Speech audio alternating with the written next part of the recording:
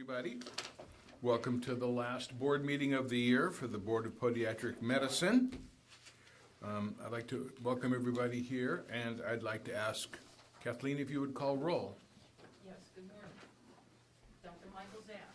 Present. Dr. Judy Manzi. Present. Dr. Julio Elliott. Present. Maria Cadenas. Absent. Christina Dixon. Present. Neil Mansdorf, Dr. Neil Mansdorf. Present. Thank you very much. It sounds like we have a quorum. I'd like to make a notice that the board may not discuss or take action on any matters raised during this public comment section, except to decide whether to place the matter on the agenda for a future meeting. So I'd like to welcome all of our visitors. If anybody would like to introduce themselves or if they have a comment, now is a perfect time to do it. Seeing none, I will then move on to approval of the minutes. Can I have a motion to approve the minutes? So moved. Second? Mansdorf, second. All right, any comments on the minutes from our last meeting? Can I hear a motion? Well, we have a motion. Okay, ready to call the roll on this vote? Kathleen? Dr. Zapp. Aye. Dr. Manzi. Aye. Ms. Elliott. Aye. Ms. Dixon. Aye.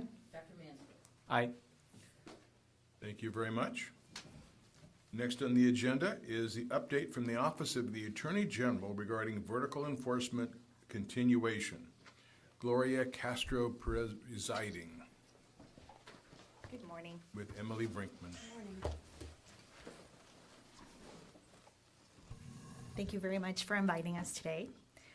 It's a privilege and honor to be involved in the protection of the public alongside the Podiatry Board.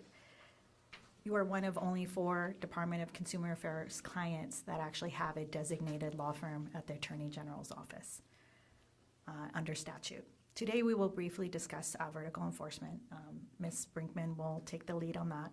And we will also discuss the Attorney General's annual SB 467 report required under 312.2 of the Business and Professions Code. We're about to go into our second annual report. We have given you a selection of the 2018 report, and as soon as the 2019 figures are available, we will certainly give them to board staff. Our role in your enforcement timeline is to investigate, prosecute, and adjudicate your disciplinary cases. And the enforcement obviously begins with you receiving a consumer complaint, and it ends by the final decision that you vote on and reached by you. Since 2006, we have handled all of the Podiatry Board's investigations in the vertical enforcement model, which allows for the early involvement in the case by end users of the evidence, which are your prosecutors, yours truly. We require the evidence to draft those accusations and to prosecute the matter to the fullest efficiency and effect possible. And this effect is obviously the serious outcomes that we hope to pursue to protect the public on your behalf. Vertical enforcement involves a multidisciplinary team of investigators, the prosecutors, and medical consultants, all working together to a mutual goal in sync. If we're successful in the investigation, it takes 2 forms. We either close an investigation early enough so to allow this podiatrist to go back to his or her practice and continue to practice their craft, or in the alternative, we go ahead and pursue very strong disciplinary measures as fair and as the evidence dictates. The prosecution of a case is also an interactive process between many players. It's an interactive process with the assigned Deputy Attorney General and the Office of Administrative Hearings, Defense Counsel, the subject of the disciplinary matter, as well as expert witnesses and lay witnesses. We interface very heavily, of course, with our executive officer on settlements, which the board staff also enters into to achieve public protection. All matters are reviewed by the Attorney General's office to determine the sufficiency of evidence. And specifically, we carefully analyze the evidence to determine whether it is sufficient to meet the high standard of proof necessary to sustain disciplinary charges. This analysis can include the review of expert and lay witness statements, documentary evidence such as medical records. And because a license is a property right, the licensee has a constitutional right of due process, which requires that we meet a high burden of proof before that license can be taken away. And this is why they are able to file writs and appeals all the way up to the California Supreme Court if necessary to have their arguments against the board heard to the full expectation of their defense of their license. The clear and convincing evidence to a reasonable certain standard is certainly a high standard to meet. If a Deputy Attorney General determines the evidence in the investigation is sufficient to meet this burden and that the charges are within the statute of limitations, they will draft an accusation setting forth your jurisdictional rights, alleged charges, and relevant statutes. And because of early involvement, we can sometimes achieve stipulated surrenders, as in 820 cases involving excessive self-abuse of medication, alcohol issues, things like that.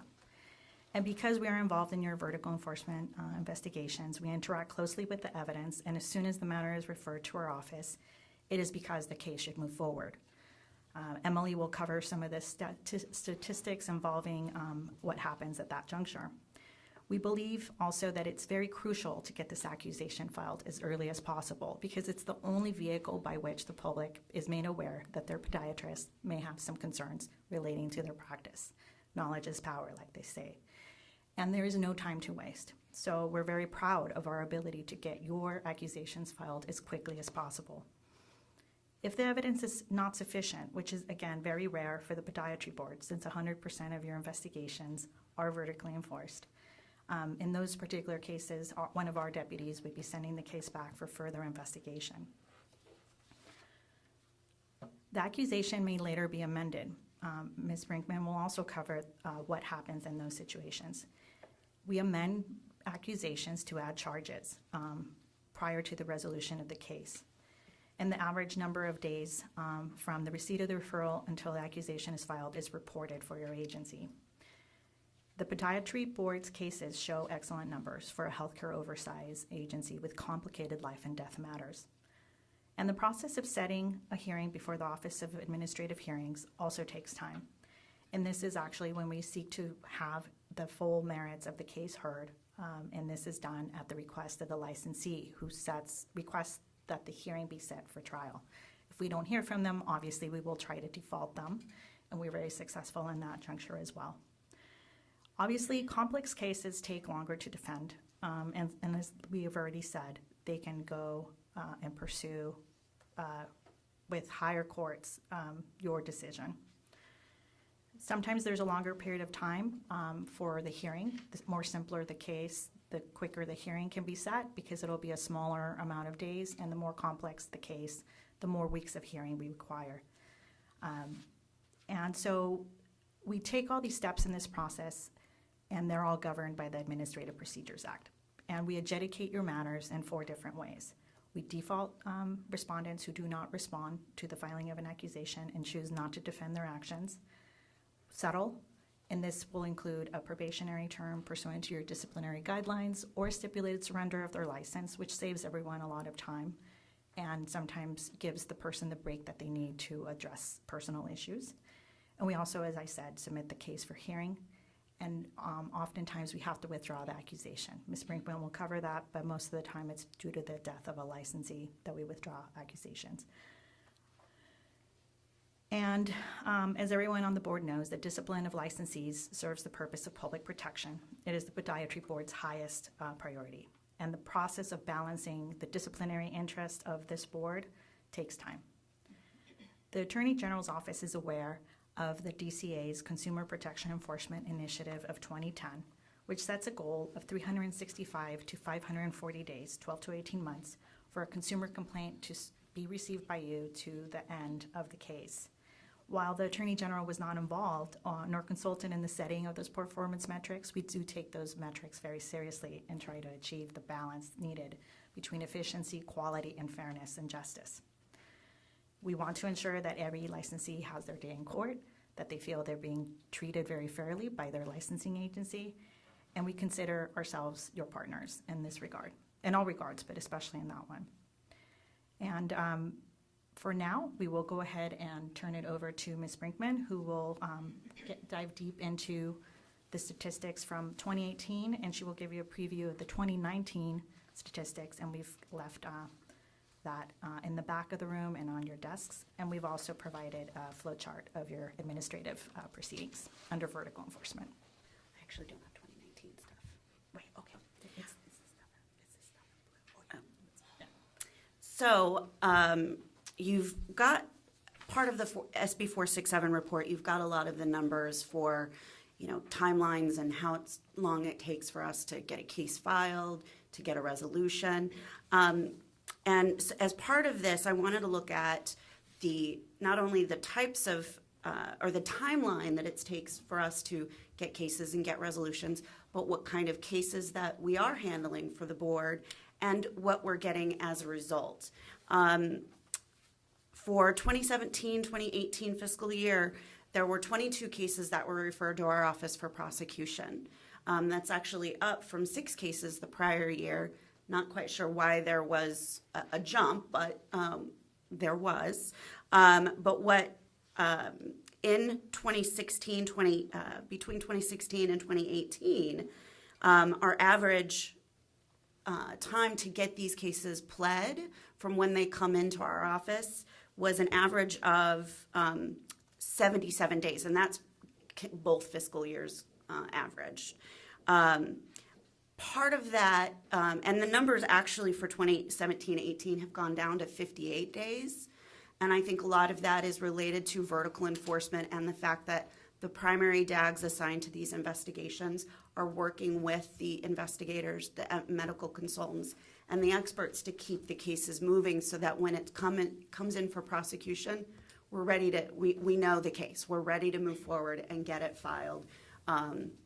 We don't need to take an exhaustive amount of time trying to learn the medicine, the issues.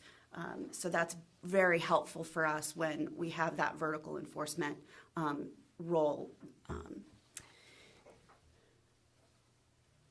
One thing that I'm really happy to report is in the last 2 fiscal years, we have not had to reject a case for any reason, whether when it's transmitted to us. And I think, again, that's in part to vertical enforcement so that if there's something happening with the case along the way, the Attorney General's office can help direct investigators how to get the right evidence or to say, let's talk to the expert. It doesn't look like there's anything actually here, and get that case ended before it even comes to us for formal transmittal. So we haven't had to reject anything, which is really lovely. We also haven't had to return anything for more investigation. So again, it's that cooperation that we have with investigators through the vertical enforcement model. That we have had a couple cases that were what we call subsequent accusation referred, meaning we've got an accusation pending against a subject, an additional investigation or more information has developed since that accusation was initially filed. So in these cases, and frankly it was 2 this year and 1 last year, it happens very rarely, but we're able to then amend those accusations and add those additional allegations from the investigations.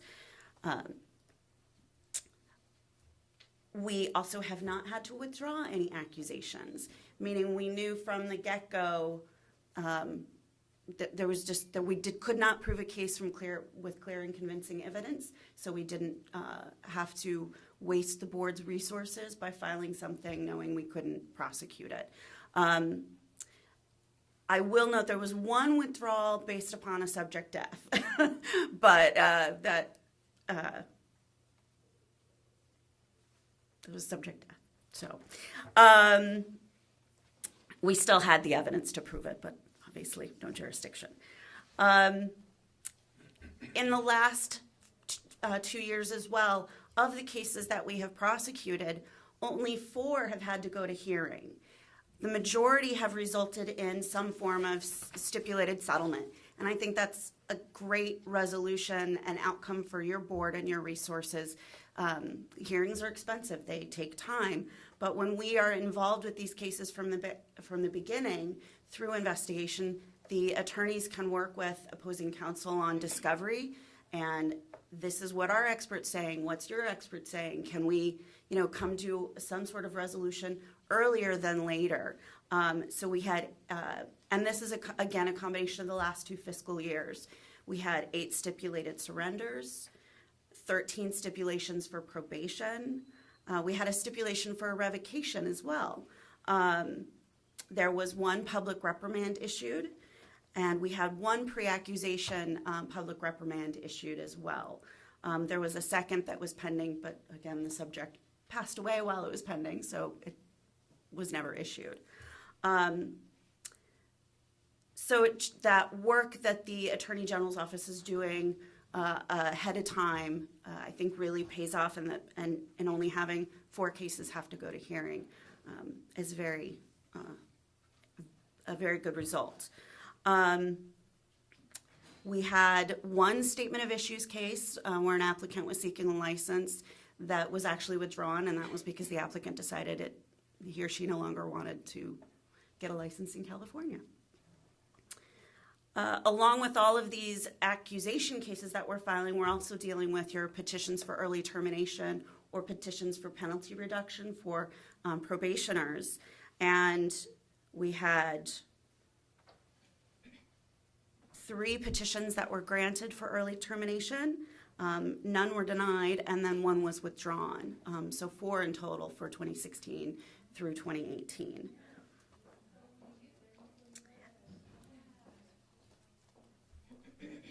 In the last 2 years, the statistics also show that we had roughly 40 cases accepted for prosecution, and then 45 cases were closed for insufficient evidence or no legal and medical violation. So again, we were able to work with the experts, the medical consultants, to determine, let's get this podiatrist back practicing, because there isn't anything related to the allegations to further that investigation. But those 40 cases that we did determine had merit, we moved forward with accepting for prosecution.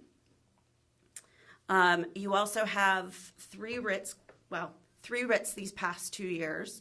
1 was granted, 1 was denied, which is now on appeal. And we have a 3rd that was just recently filed. So that's pending. And so we're tracking all of that, and the DAGs, me, because I have them both, and paying close attention to those timelines and aware of the board's concern on getting resolutions to those cases as well.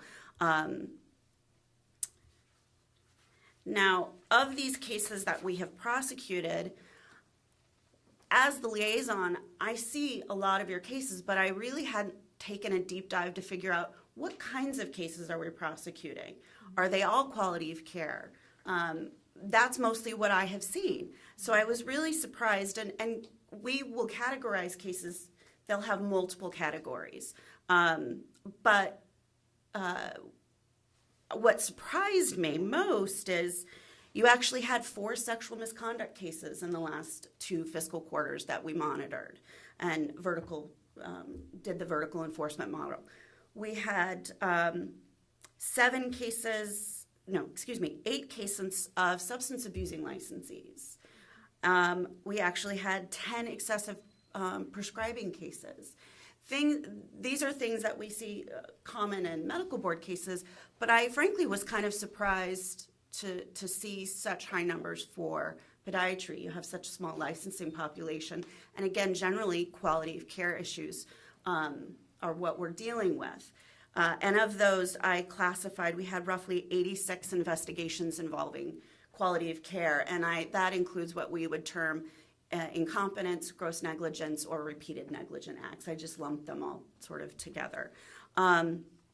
So obviously that's the majority of your cases, and the majority of those I think should continue to be screened for vertical enforcement, but you have a great group of medical consultants who do a really nice job of going through these cases and determining, is there something here to be investigated, and finding the right expert with the assistance of Ms. DeAngelis and getting that reviewed. That our office isn't necessarily as needed in some of those quality of care issues, but we do help out with subpoenas and if we need to, and getting those enforced if the documents don't get produced.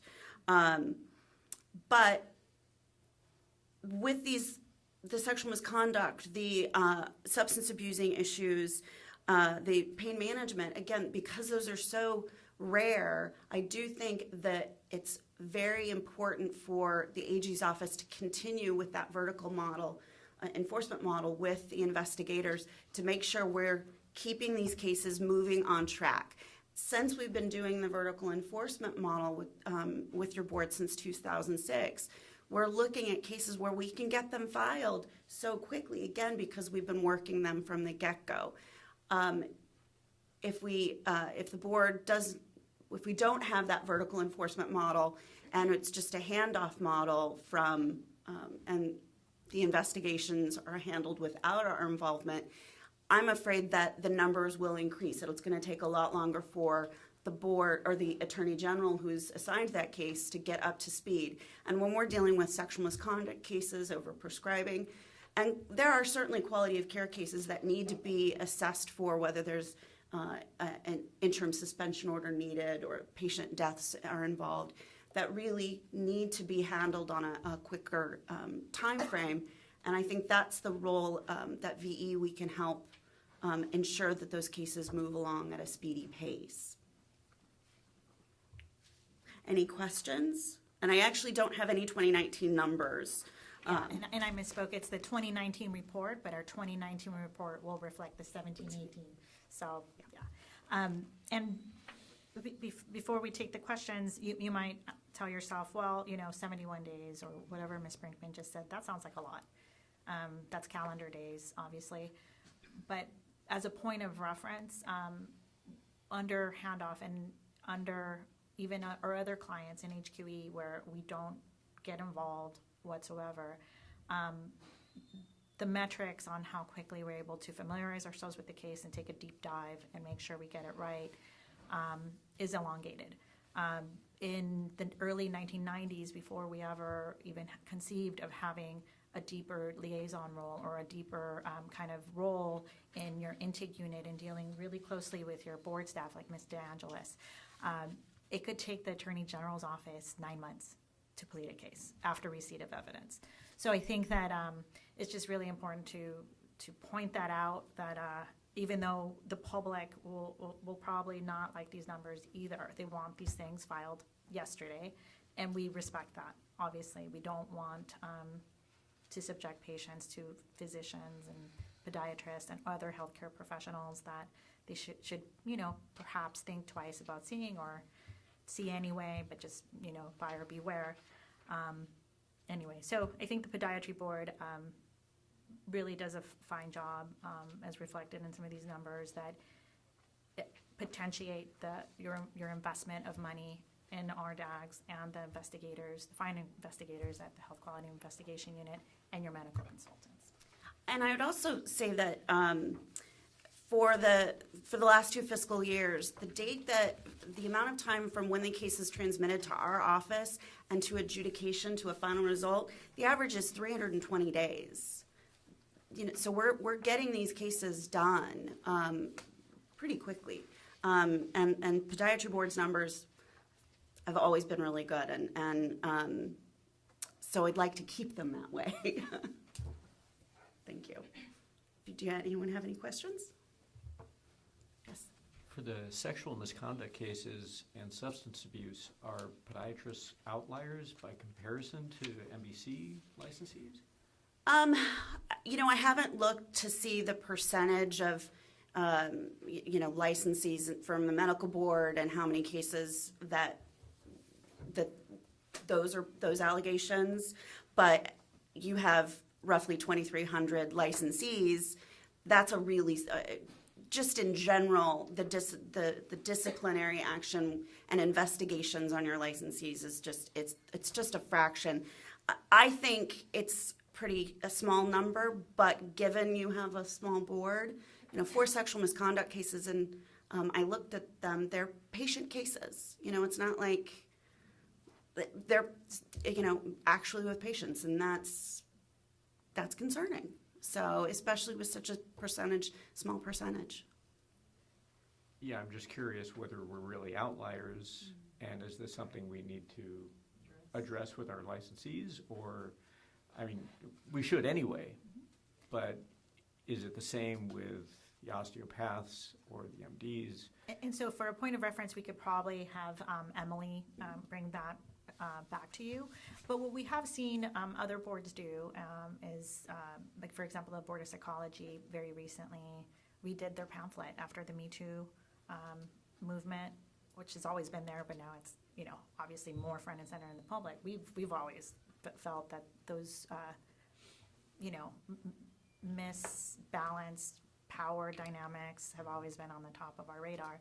But they put together a pamphlet saying, hey, you know, here are where the margins of how your patient relationships should occur. And when Ms. Brinkman says these are sex cases, there are sex cases arising after a patient relationship has developed. Sometimes we see the inverse. Sometimes we see issues of sex arising with either medical assistants or residents or fellows, and it does affect so these were they were patients and they were victimized by that power dynamic. So I just want to stress that once we took this deep dive in it, we were both under the impression that a lot of your cases were quality care, and we were, you know, kind of said, wow, for it. Okay. And it's hard for me to say, are you an outlier with sexual misconduct? Because frankly, I have a lot of sexual misconduct cases in general, and you know, I'm also only seeing a lot of Northern California stuff since I'm based in San Francisco, but I'm more than happy to sort of look at that category of cases and figure out a percentage for your what your board sees versus the other boards. I'm happy to do that for you. Thank you. I also have a question regarding the majority of the complaints, I guess. Is there any way to just get a breakdown of maybe the year these people were licensed? Yeah. Yeah. You know, yeah, that'd be a good thing to look at. It's the license that we give in the state of California. If you get a license, you're pretty much, it's, you know, allowed to do, you know, you've completed the residency programs, this is your scope, Right.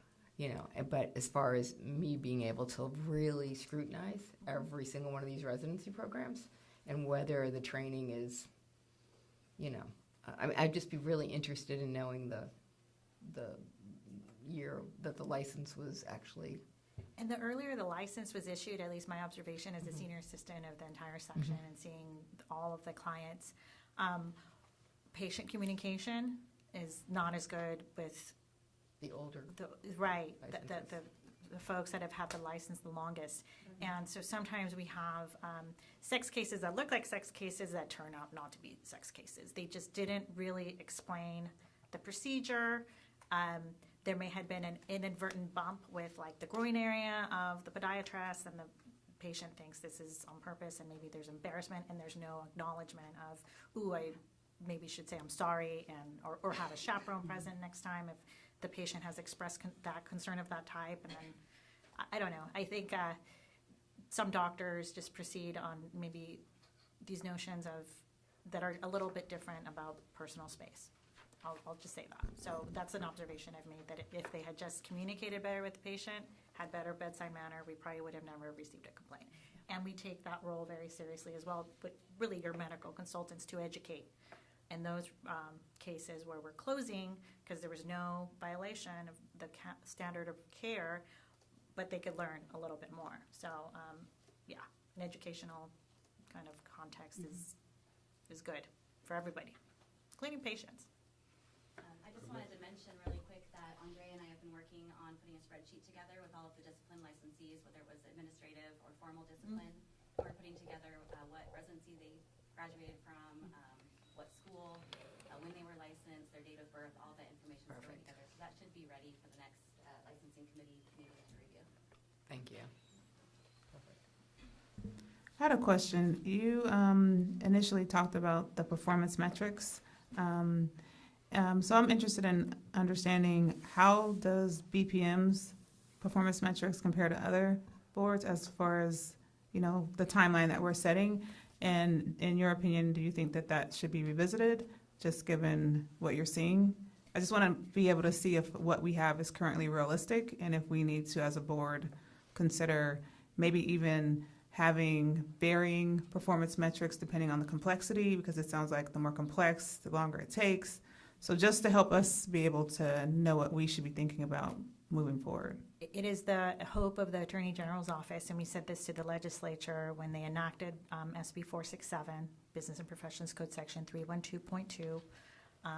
And by the way, Office of Administrative Hearings, they have an annual report requirement as well, and they're a huge component of your enforcement timelines, and they report on an annual basis. But together with OAH, the Attorney General's office firmly believes that once we get a critical mass of these reports that show trends, that show how different investigative models may affect some outcomes, and how big the size of the licensing body is, we're hoping that we can actually get to a realistic measure that the board can live with, and then chop it off by 10%, so you have something to reach towards.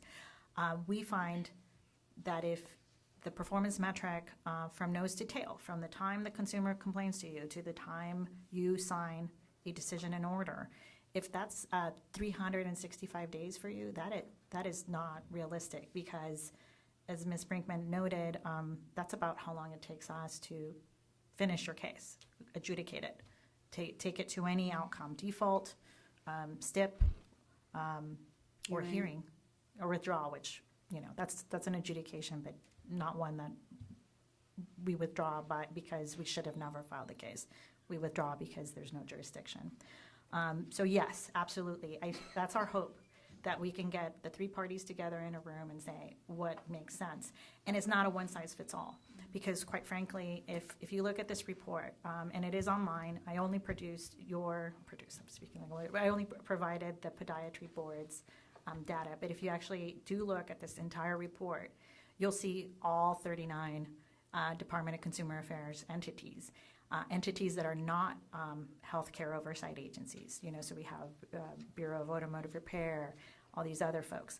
It stands to bear that if the healthcare oversight agencies subject their filings on a property right that some folks really took many, many years to achieve, right? So the longer it takes you to achieve that property right and that license, the harder it should be for the government to take it away. At the same time, if it's a vocation, one of my brothers, he's a barber, right? He went to a school for a couple of months and he worked very hard too, but that's a vocation. And so the standards of taking away a barber's license versus a podiatrist's, that should be probably also something to consider to make the performance metrics a little bit more realistic. And it's for performance measures that the DCA measures. We're involved with your PM4. That's the last part of the enforcement. And in vertical enforcement cases, your PM3. Obviously, everybody's trying to work together, but unrealistic goals just lead to kind of, unrealistic expectations for everybody. So yes, that's an excellent question. The Attorney General is looking forward to that. And once we have that critical mass, maybe we could show the trends. And we do take care in our report to say, don't compare these different clients to each other, because they all investigate things quite differently. So even if we wanted to compare boards, the fairest way to do it is compare all the boards that use this type of model for investigation. Compare them separately from the ones that we have clients that do all of their investigations at their desk. They don't use investigators because they don't have to. The types of cases that they manage, many conviction cases, that's a paper case. So they're not even using Department of Investigation. And so that's really critical to point out.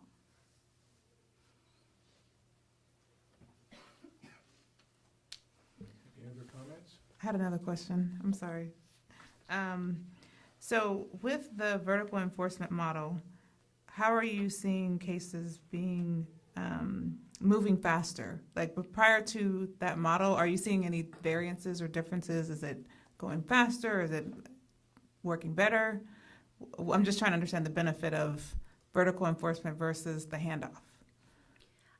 I wasn't with HQE in 2006 when the VE started, but the last few years I have been lead prosecutor for 2 of our district offices where I'm working in those offices with those investigators. And I see the benefit of VE, particularly with podiatry board cases, and just making sure we keep these cases moving forward. As to timelines and whether our timelines are better, I think Gloria is better equipped for that one. And I'm happy to answer that question. I think that it's one has to think about time versus quality, right? So the better product that you want at the end, and for us, what we're trying to produce is a serious outcome if we actually do file a meritorious case. You have to balance that quality and that outcome against the time, right? So I think that to just simply want to achieve time as a goal for vertical enforcement, it doesn't take the full picture into account. So for us, and that's why we believe that having 0 cases rejected for filing, having 0 cases reviewed, returned for your board, having 0 cases withdrawn, that may not mean time, but it certainly means money. And money not spent on cases that went nowhere is money you can assign to that appeal. That Emily, we wish her all well, it's coming up. And that's money that you can reinvest into, trying to find out efficiencies in your complaint unit. And also, the liaison role, that's also money well spent with Emily being able to provide you programmatic inquiries and research. Like, we're going to send her off to answer that one question, and this is what liaisons do for the board, and they assist me in helping all 9 of our clients. So I think that maybe it's not as much time, but it's quality and money for the board.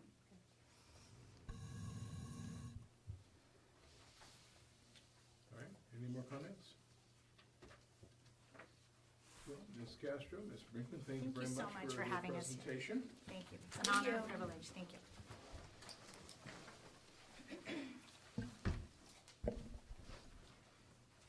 Next, we're going to move on to the Executive Officer's Report. Mr. Naslund? Okay, thanks, Dr. Zaff. Let's go ahead and start with the licensing program and ask Andrea to come up and present her materials.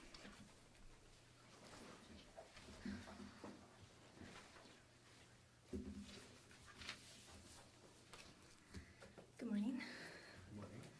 So first, we'll start with the new licenses issued and renewals during the first quarter of fiscal year 18-19 between July 1st and September 30th. In July, there were 12 permanent licenses issued. In August, there were 5, and in September, there were 9, for a total of 26 newly licensed DPMs for quarter 1. Of those 26 applicants, 6 of them came from out of state, 11 were third-year residents from California, and 9 were third-year residents from an out-of-state program. There are currently 18 pending applications with 1 candidate that recently completed their package. Moving on to the renewals. In July, there were 98 renewals mailed with 95 renewed by the end of the month. August had 96 renewals mailed with 88 renewals by end of month, and September had 90 renewals mailed with 84 licenses renewed by end of month. Delinquent renewal notices were mailed to those that did not comply with the requirements 30 days after their expiration. Next is the resident data. BPM currently has 39 first-year residents, 39 second-year residents, and 43 third-year residents.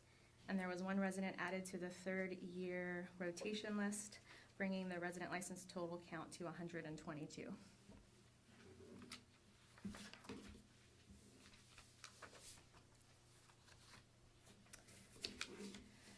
Moving on to the continuing medical education CME audit.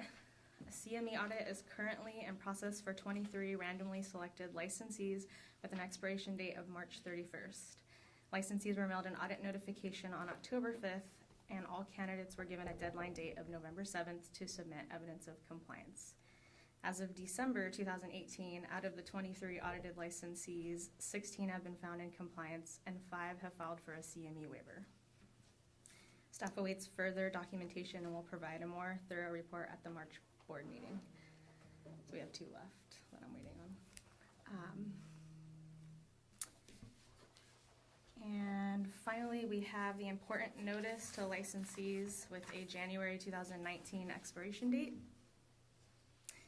The board requested and received statutory authority to add an additional $200 to each licensee upon renewal during 2019 and 2020, so that BPM's fund condition could meet the minimum amounts mandated by law.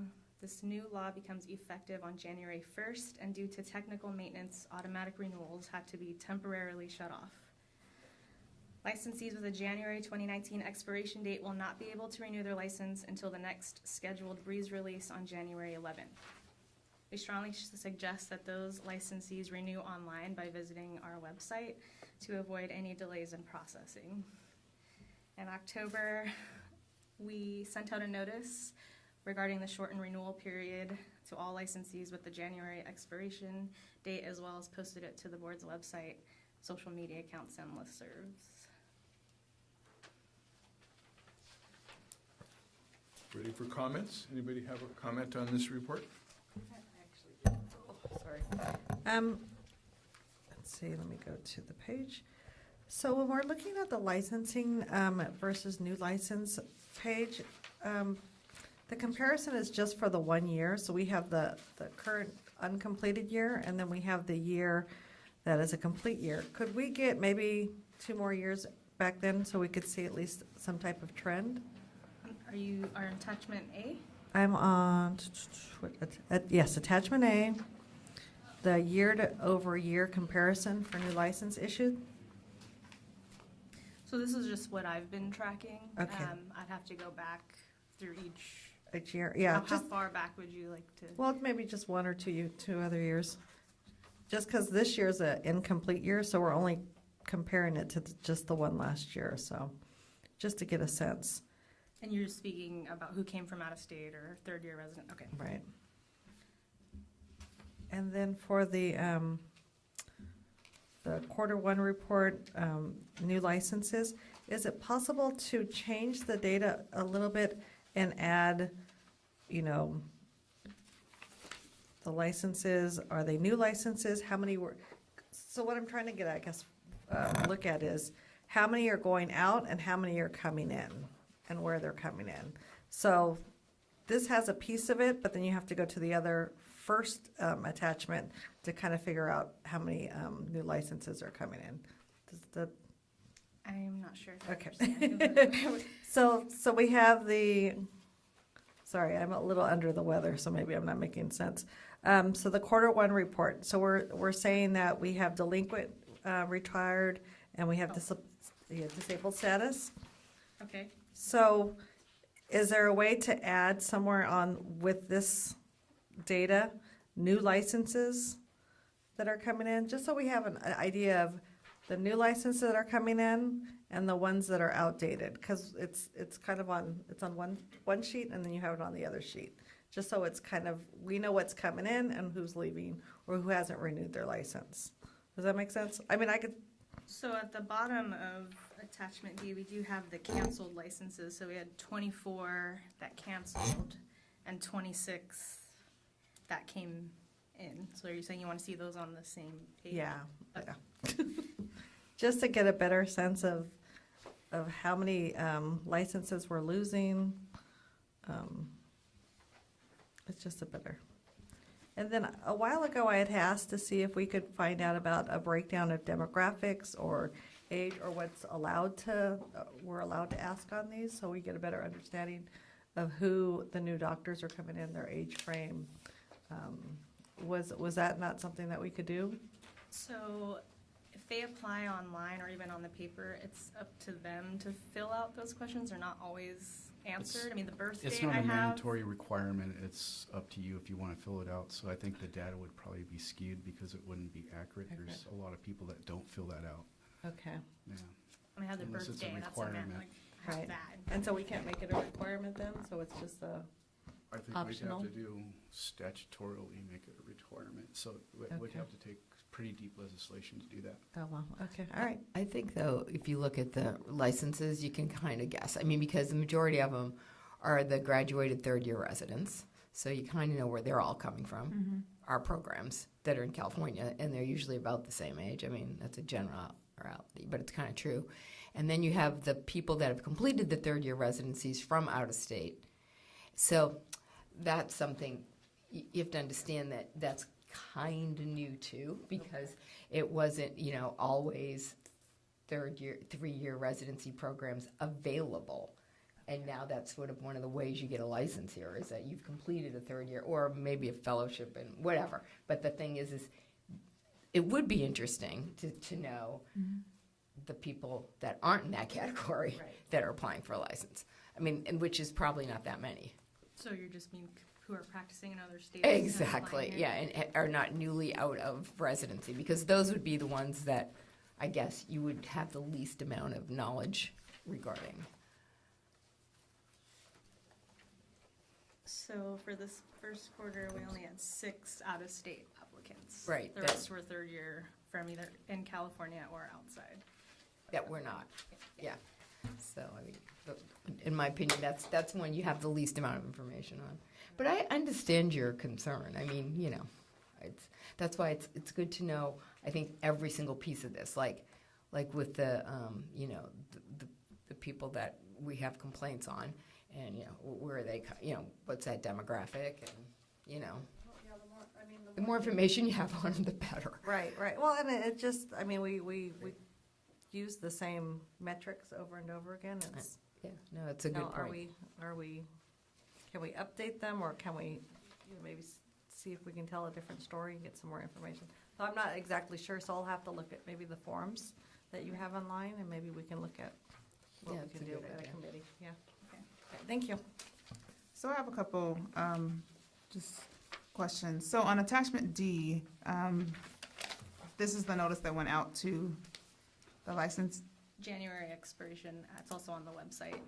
So, I'm just wondering, with just thinking about the budget and what's coming down the pike, will there be conversation around how, because we mentioned that it will improve our fund condition, but is there analysis to explain, to show us how this will impact the fund condition over time?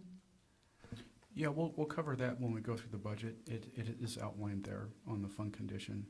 We've Okay. increased our fund condition, I think, considerably, where we're not negative, we actually have a heartbeat. That's So what we're projecting, though. That's a That's a projection. projection at this point, yeah. Right. Okay, so that's great to hear that that's coming. And then for the license, on your attachment A, I think what Darlene, to the point Darlene was making, what, as a board member, I'm interested in knowing is if we're on trend to see the same level of new licensees coming in, because being that that's kind of the bread and butter of how we get revenue, as a board, we need to make sure that we're seeing that inflow, right? And I think the question that Darlene was asking was, we know that there's people coming in and people going out, so there's an inflow and outflow.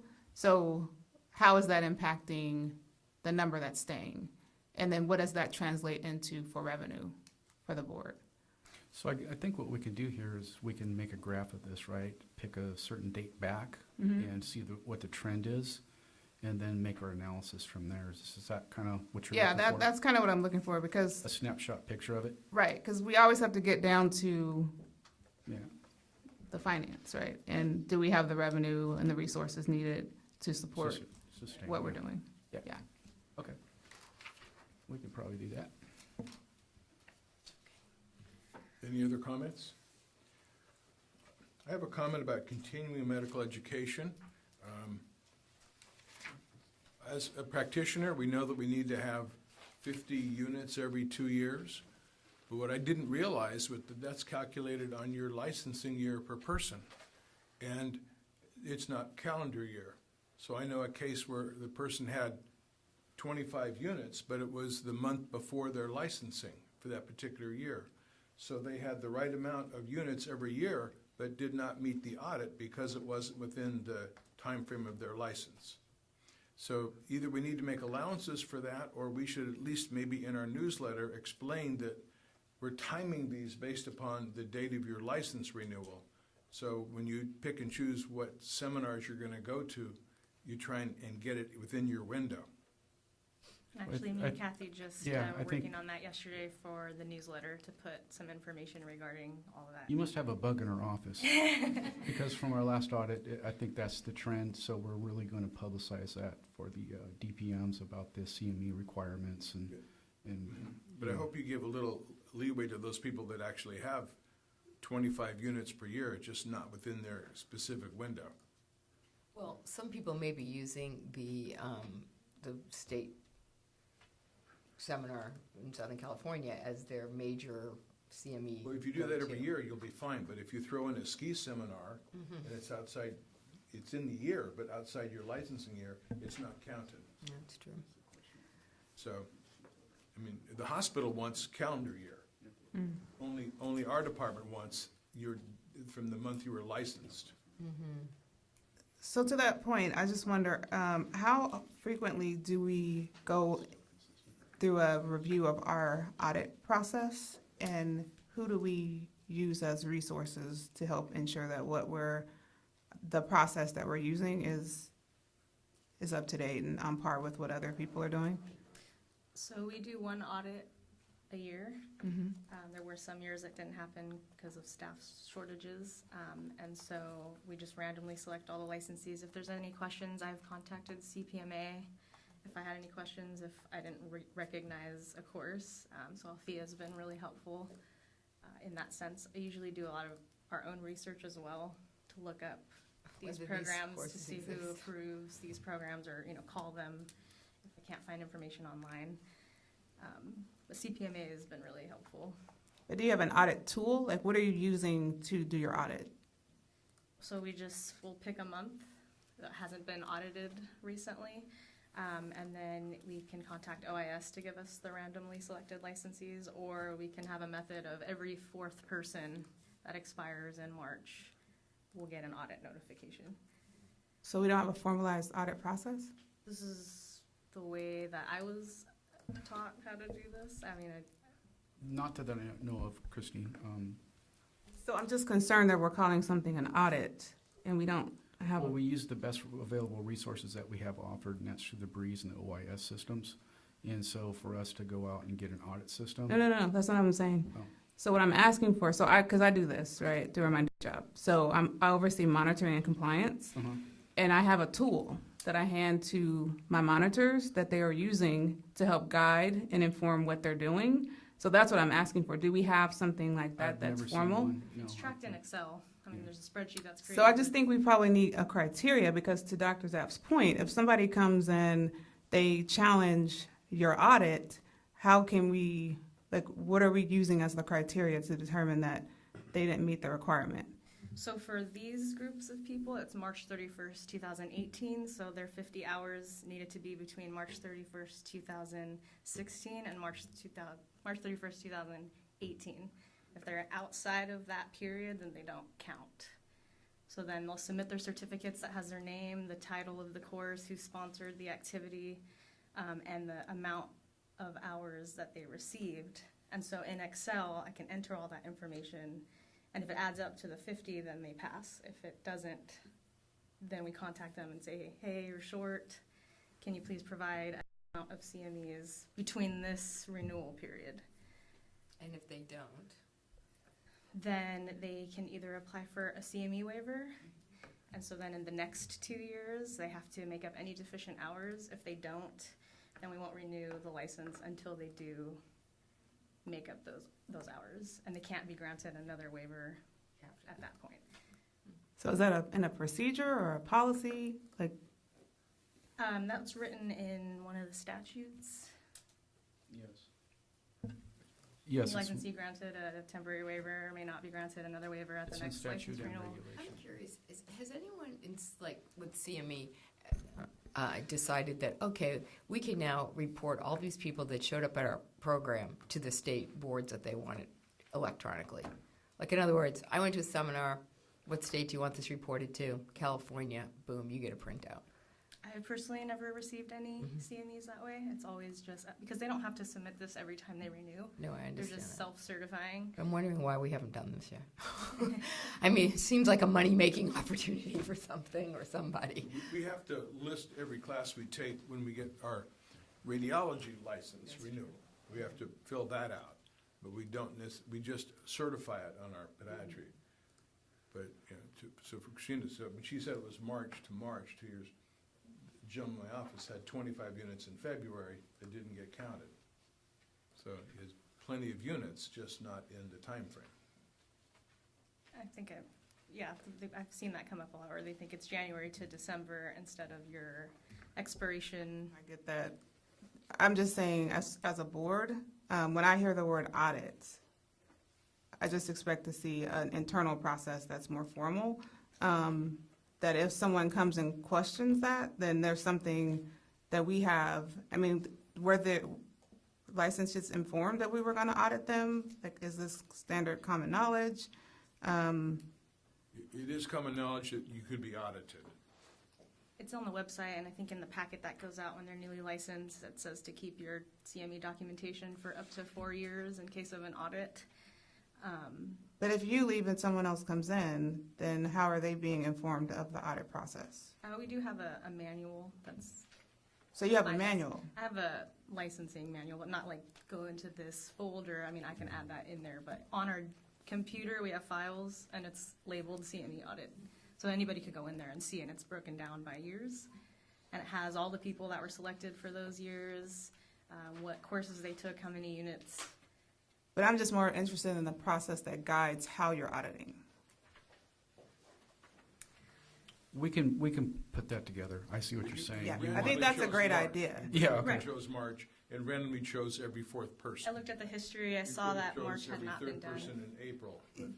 But whenever you do, so just from when you audit, there's like a audit process. So there's a process that informs how you're going to audit. So if that's what you're going to say, my sample selection is I'm going to randomly select people from this period to this period. I'm saying it needs to be something that informs how you're doing your work. So if somebody questions what you're Sure. doing, then you can say, this is why I did what I did. This informs it. The board has agreed to this. Because if somebody challenges it and they come before us, then we have to then stand up for what was done. It sounds like we just need to gather all the information and put it into the licensing manual. Yes, Gotcha. thank you. I'd just like to add specifically that CCR Section 1399.676 provides audit and sanctions for noncompliance and does a decent job of spelling out what the audit looks like, the process. So licensees have at least a CCR that lays out how this will go down, what the audit will look like, and how to comply. Do we need any action on that?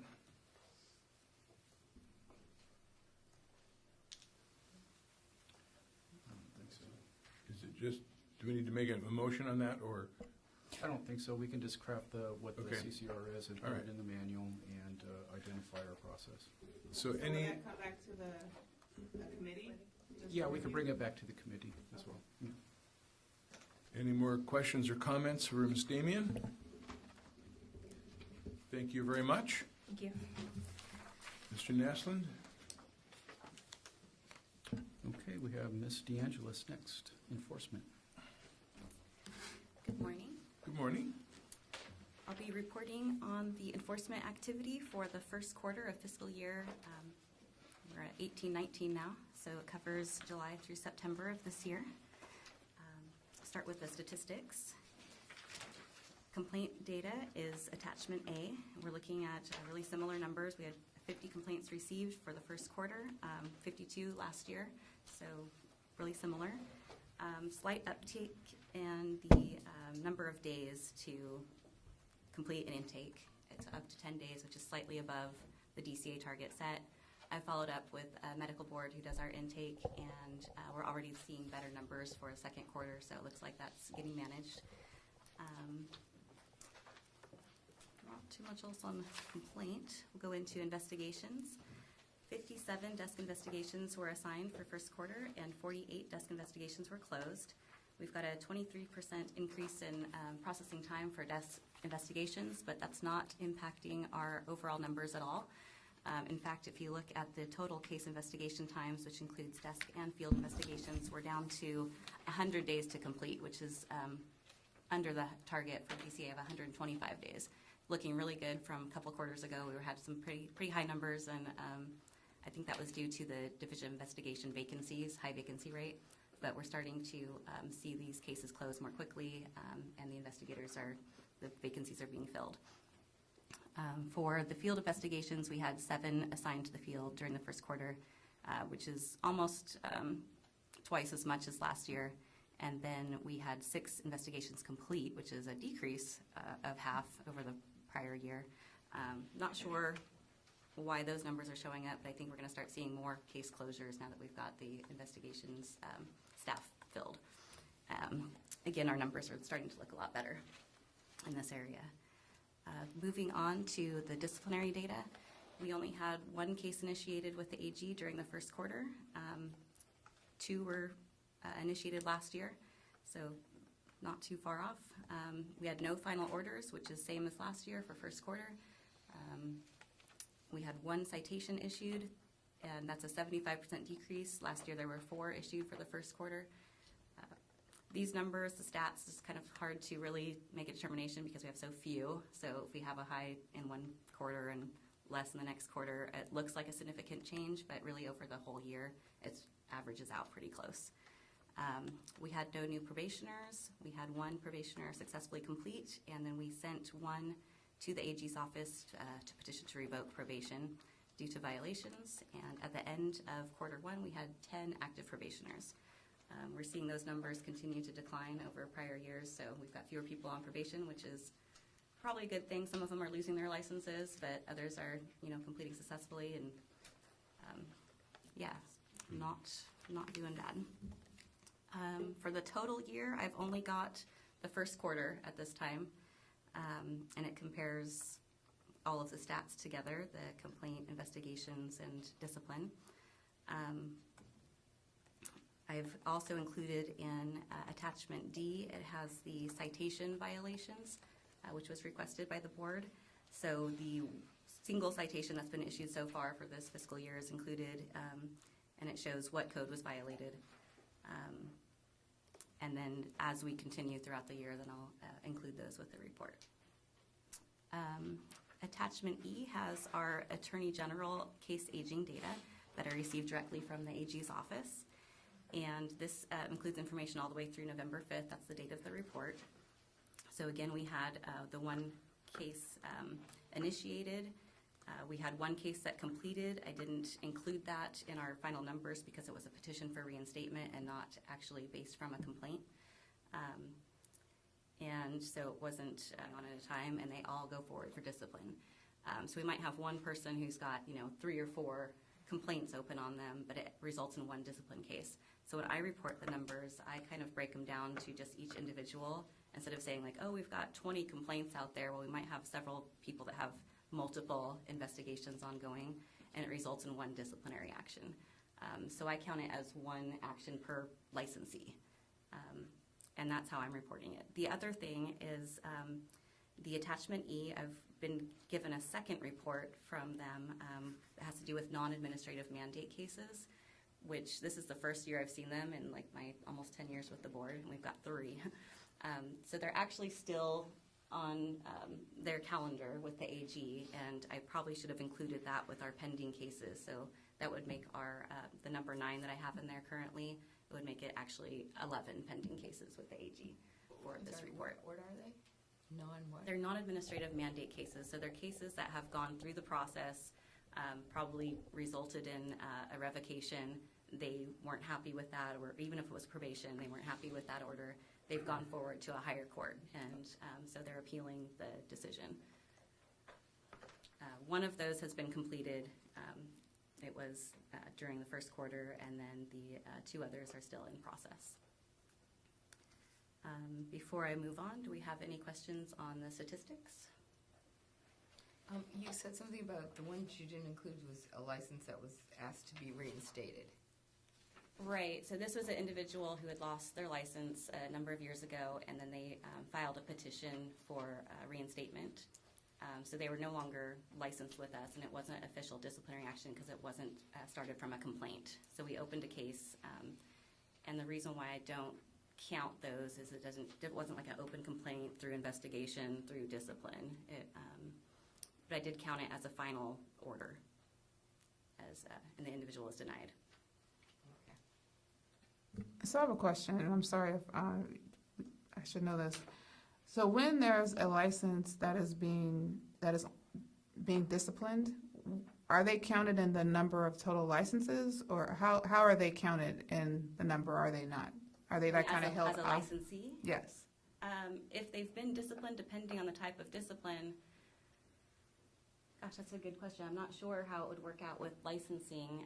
If they've been revoked, they're no longer a licensee with us, so they probably shouldn't be included in the total numbers of licensees, or at least they wouldn't be an active licensee. If they're disciplined, then they are a licensee. If they're on probation or something, they're still a practicing active licensee, so they would be included in those numbers. But I don't know for sure exactly how the Breeze system calculates that when we run our reports. But I would imagine that a revoked licensee is not going to come up as an active status licensee. It's going to have a different code attached, so they probably are not included in those numbers. Okay. But sometimes a license that's revoked, they can appeal and come back, right? Yeah, in most disciplinary orders, it's written into the order that, and following a certain period of time, if it's like a medical surrender, after 1 year, they can come back and petition for reinstatement. Most discipline, it's 3 years before they can petition for reinstatement if they've been revoked. And then they go through the process. They'll submit an application, and we'll have a background investigation done. And then we send it to the AG's office, and they set it for hearing. And it's determined by an ALJ, and then would come before the board.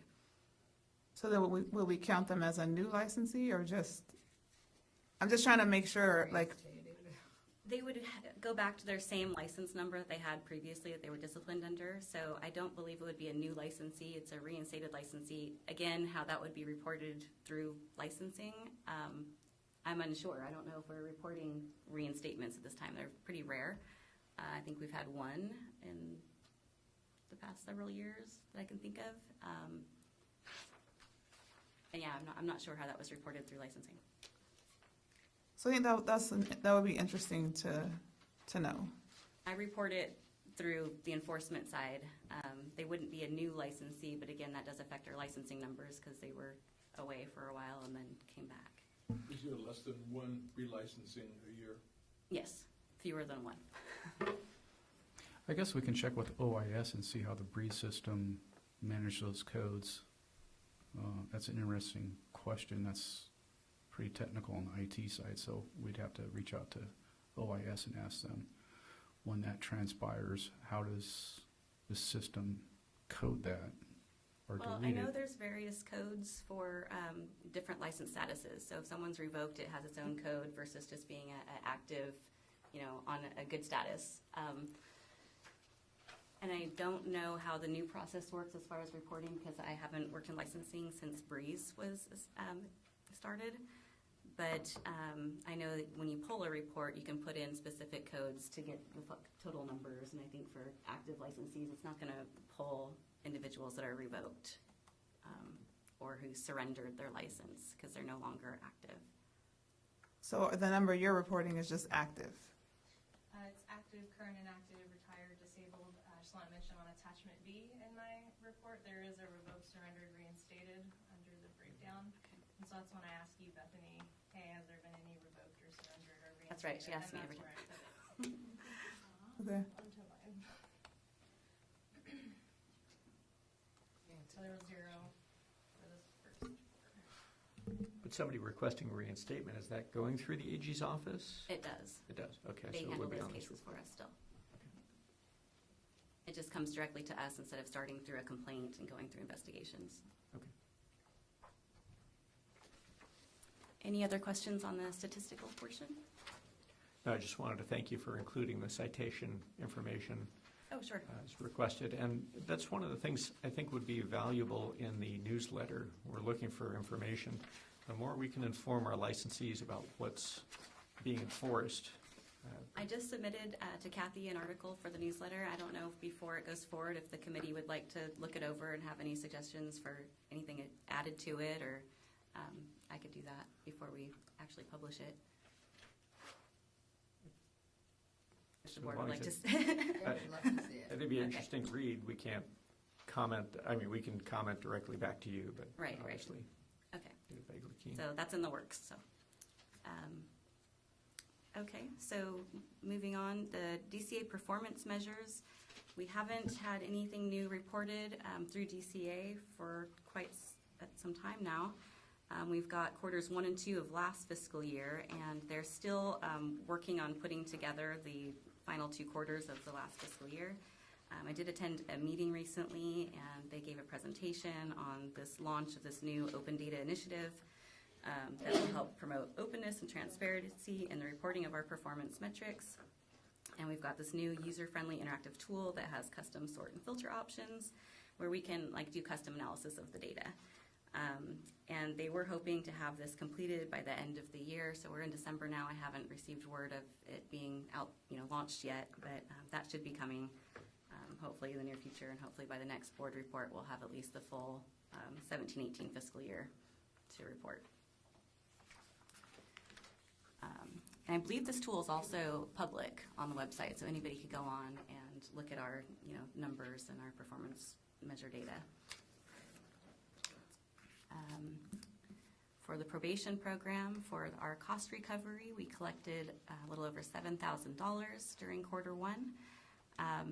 The average has been closer to $17,000 over the past 5 years, and the reason why we're low this time is we had some issues getting the probation billing out. In fact, we're just about to send that out. It's been delayed this year due to the fiscal system not getting our final numbers to us for the fiscal month 13. So we didn't have the final numbers to work with to put in our formula and get the probation billing breakdown done in order to send that out. So it's going out late, but we should start collecting that money once we get those bills out, and we'll see better numbers next quarter. And maybe quarter 3 will have, higher numbers than usual based on these bills going out late. Consultant and expert program. I did want to mention that I'm having a little bit of difficulty recruiting individuals. I had several names submitted to me for applications following the Western Conference. Followed up with all of these individuals. I'm not getting word back. One of them has an open field investigation, so can't be considered this time anyways. And there's a lot of concern right now from especially the experts on their pay. So this is something that I would like to address at the next committee meeting, and then probably moving forward to the board, is taking a look at our budget once we have the new numbers from our fee increases, that possibly looking at increasing our expert pay to match medical board, and we might possibly have a little more interest from individuals to do this important work for us. We have a couple of consultants that are falling off this summer based on the 8-year terms. So I don't know if that's something we want to look at as well, as maybe possibly eliminating, the term requirements for consultants, because it is hard to fill these positions. I know that Julie, who does our processing of desk investigations, she sometimes has trouble finding a consultant, or all the cases are out, and so they have to sit there and have some delay before they can be reviewed by a consultant. So some more ideas on how to try and recruit some additional consultants and experts, and again, possibly aligning their pay and making them a little bit happier with that could make a difference. So that's going to be my suggestion down the agenda here, future agenda items, is to have a discussion and possible action of increasing the expert pay. Now, the reason why I'm waiting so long is there's no way this board could sustain that if we didn't get the pay increase or the fee increase. So we're there. We can go ahead and project this out and then probably have a decision on increasing to parity with medical boards on their services. Yeah, I've got a lot of feedback, and I'll probably, put together some of the comments from our experts for the committee to review at the next meeting so they can, consider it. But there's definitely some frustration over the low levels of pay and the fact that they don't have parity with their peers, the MDs. I mean, I think the timing of it is right, especially with the change in name. And that's a way to elevate the board, right? Because that's in essence what we're doing with the name change. So Yeah, we had to have a perfect storm here. We had to have a fee increase, we had to have a name change, and then this would just fall right into place, right? So I call it a perfect storm. We can definitely have that discussion, evaluation, and project it out to a positive outcome. I think it's a great opportunity. Yeah. So we look forward to seeing that. Yeah, and I kind of looked at, preliminary last couple of years, what we've spent on experts and how much more it would cost us if we increased their pay to be the same as the MDs. And we're looking at maybe $10,000 to $15,000 a year, so it's not like something crazy high. We don't use the experts as frequently. We don't have that many cases that are going to field review and for discipline, so it's not, astronomical figures. I think just to piggyback on the presentation that we had with regards to the cases, something that you should probably look to include in your analysis is that conversation around how much time is being saved. Time equated to money is being saved by having experts look at the cases before we move them forward to shave off time. Because from what I heard, that's a valuable part of the process. Because if we didn't have that, there could be cases going forward that end up taking a lot of time, costing a lot of money, that should not have gone forward. Well, it's absolutely important that the consultants and experts are involved because they're the experts that know the material and can determine if a violation has occurred. As far as the vertical enforcement, which I think you may be referring to, as the investigators working with the deputy attorneys, is that what you're referencing? I'm referencing when your presentation you talked about how having that done before a case goes forward, there were some cases that may have gone forward that really had no merit to go forward. So I'm giving some insight on, from a public perspective, why as a public member of the board I would support increasing that fee, which would cost money on the front end, because you're saving money on the back end.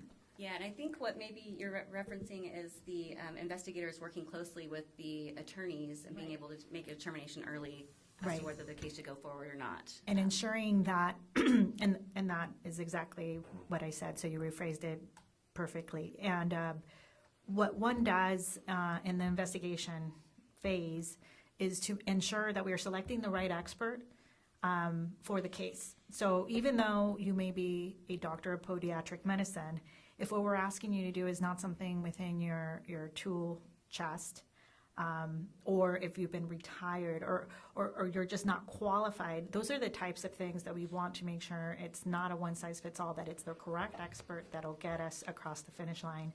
And we review CVs. We talked to Bethany about we got this expert report, next time let's train on this particular thing, or here's some feedback on what this expert wrote. Because if an expert report comes back and it can be addressed with a supplemental expert report, we will do that in the vertical enforcement model. We will say, hey, did you consider this? And sometimes it's a phone call, sometimes it's something in writing. And then that way we have the right expert, we got a really good, strong expert report, and then we can just load it for bear. Because what ends up happening, and I support your discussion of increasing the expert remuneration, it's almost pro bono as it is, and we really respect the folks in the practice that are committed along with you to elevate the quality and professionalism of podiatrists. When we go to trial, depending on how well funded our respondent is, I mean, they're competing with people that are getting paid very handsomely. And again, they're not doing it for the money, clearly. Some of us are not either, but we do it because of the public protection. But yeah, I think that it measures into that concept of not filing cases that should have never been filed. They live and die by the experts. And once we file them, then it's a battle of the experts. And the stronger our person is in what they said, the better, because that is what causes dismissals. Like if the experts on balance, the ALJ just calls it how they see it. And if one side is more credible because of their where they went to school, what kind of experience they had, and we didn't select the correct expert, it's a loss that we don't like to see, and we prevent it. So if a case has gone forward for discipline, it's always been seen by an expert and a consultant. It gets that review. As far as the vertical enforcement, that is something that was required by law for medical board up until January 1st of this year, and that requirement is now going away. We've always kind of followed suit with what medical board has done. And so now we can take a look at our cases case by case and determine if we want all cases to go forward for vertical enforcement, which means the investigator and the attorney will be working together from the time the case is assigned to the field, or if we want to separate those cases out by case types. And I think Emily was mentioning certain case types like sexual misconduct, ones where there is substance abuse. Those sorts of things should probably be vertical enforcement from the beginning. Other types of case, if they're criminal, they're already being settled in another court. Those could probably not be vertical enforcement. They could be closed, and then once they're reopened and once they go for discipline on our end, they would go be assigned to the Attorney General's office at that time. So that's what we're looking at now, is kind of coming up with some standards or what types of cases we want to see continue with vertical enforcement and which ones we can eliminate, and probably have some cost savings by eliminating vertical enforcement with some matters. I'm kind of jumping ahead. In your expert reviewer guidelines, under the role of the investigator, it says the board may also employ or contract with the services of non-peace officers to perform investigative services. Is that different than an expert witness? Yeah, so that's talking about investigations themselves, and there are badged peace officer investigators, and then we have some non-sworn investigative staff. I think they might be working on some of our cases. They're not putting it in Breeze, so it's still showing, nobody for non-sworn, but they might be doing some preliminary workup on the cases, and I think this was Are to these address some of the podiatrists? vacancies. They're not podiatrists. No, they're not podiatrists. They're unsworn, but they're investigators. And this was implemented, I believe, for a cost-saving measure and to reduce the load off the badges, right? So they can go to the more egregious cases and the more difficult investigations. So it's kind of a sidestep and pivot. But the experts are going to be working closely with whatever investigator is assigned to the case. So that's why they're given information on the investigators they may be working with. And that was my final part of the report, the expert reviewer guidelines. They've been completed. I left out the sample reports per Tara's request that they be not made public.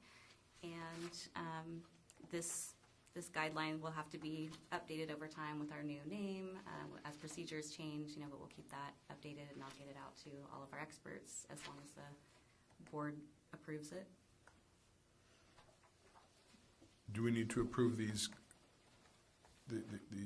guideline today? It's an internal document. I don't know if it requires your approval, public a vote at all, but if you have any suggestions for, edits or things to be added to it, that can always be done as well. Or if you want to vote on it before it's distributed.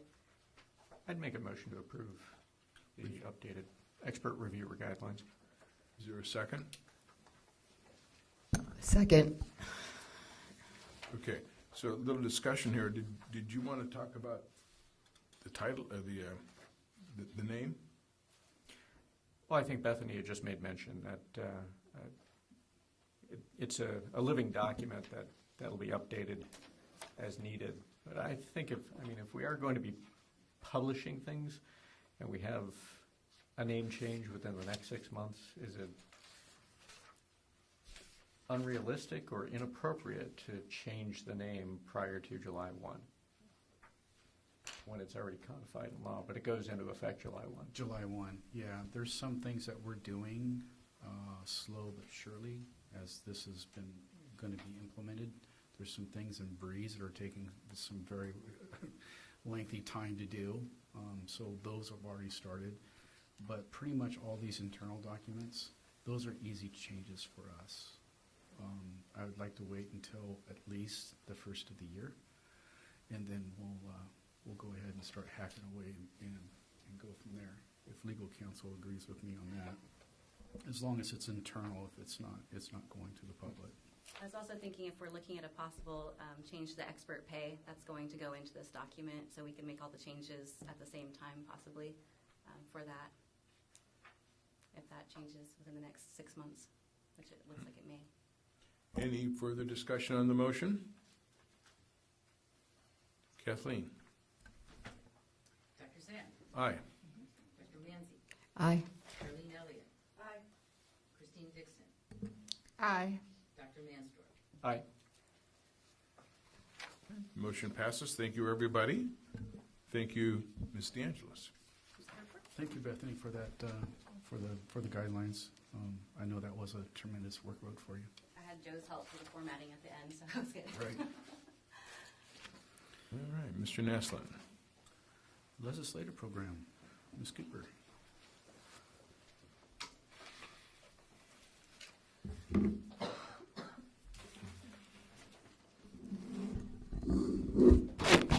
Good morning. Kathleen Cooper here. Good morning. Morning. Okay. So, this time of year, it's very slow legislatively. There's no new bills that are introduced. I did cover 2 bills that I thought were still appropriate for the transitional period to the next legislative cycle, which is our name change. And as far as that goes, we do have a process in place with the IT people, and we have a public relations soft plan Brian and I have discussed, and we will be sending out to our stakeholders on our lists when the time comes of the change. We'll be given a grace period where if people go to the old website, et cetera, they will be referred to the new website for 1 year, and then that will be over. So we hope to get everything out within a reasonable period of time.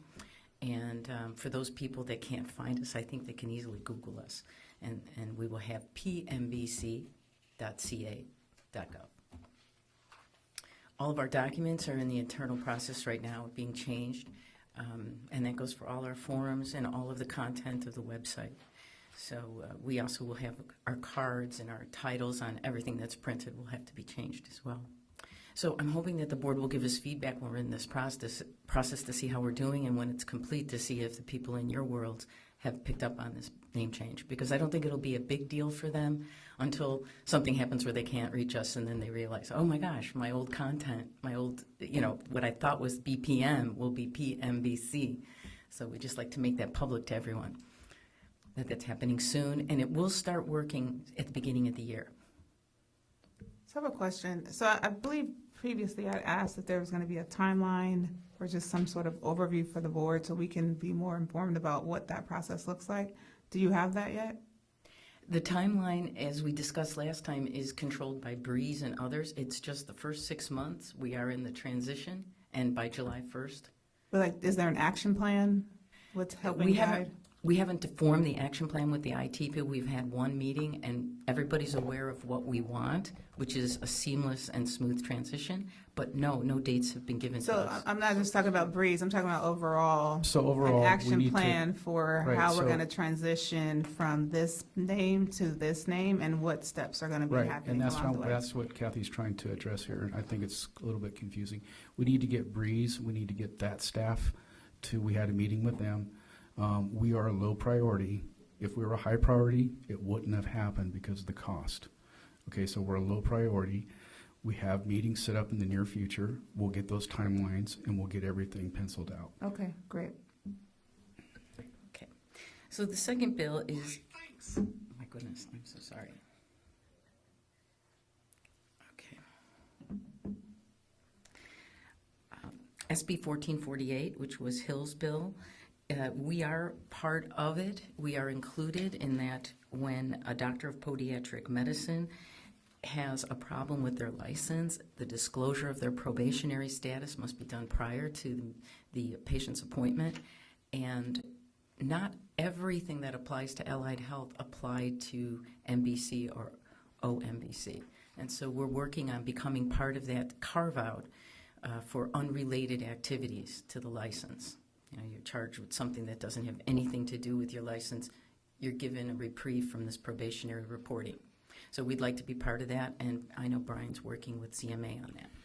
So it's been agreed upon through the B&P committee, Senate, that Judy, this is the one you caught as well as I caught, that we are supposed to be put in there. We're in the same category as acupuncturist. So it's been agreed to that there's going to be a amendment on new legislation. CPMA is aware of it. Ryan Spencer and I are aware of it, and they're going to amend it. We're included in the MDs and DOs. It was just an oversight.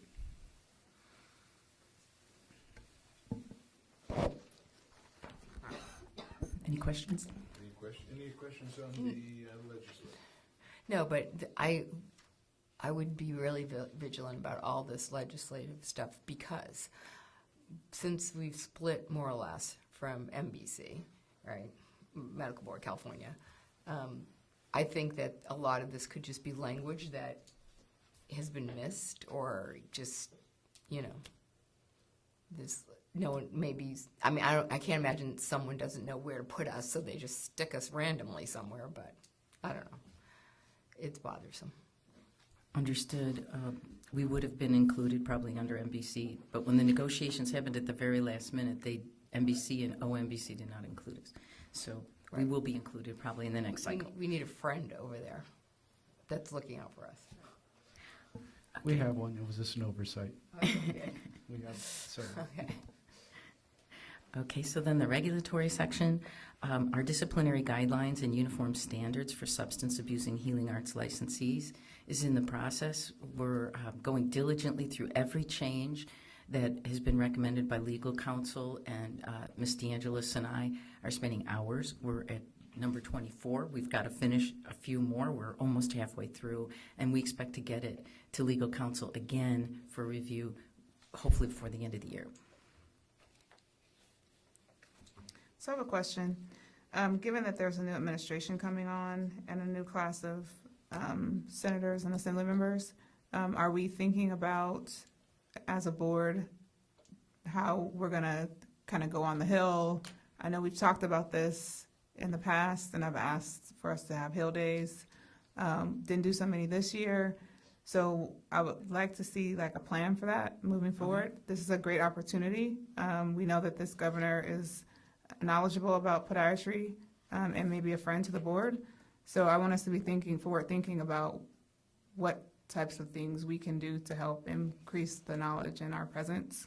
And I'm sure the board members, many of whom are very active in our communities and know a lot of these folks that have been elected, would be happy to be more instrumental in doing that.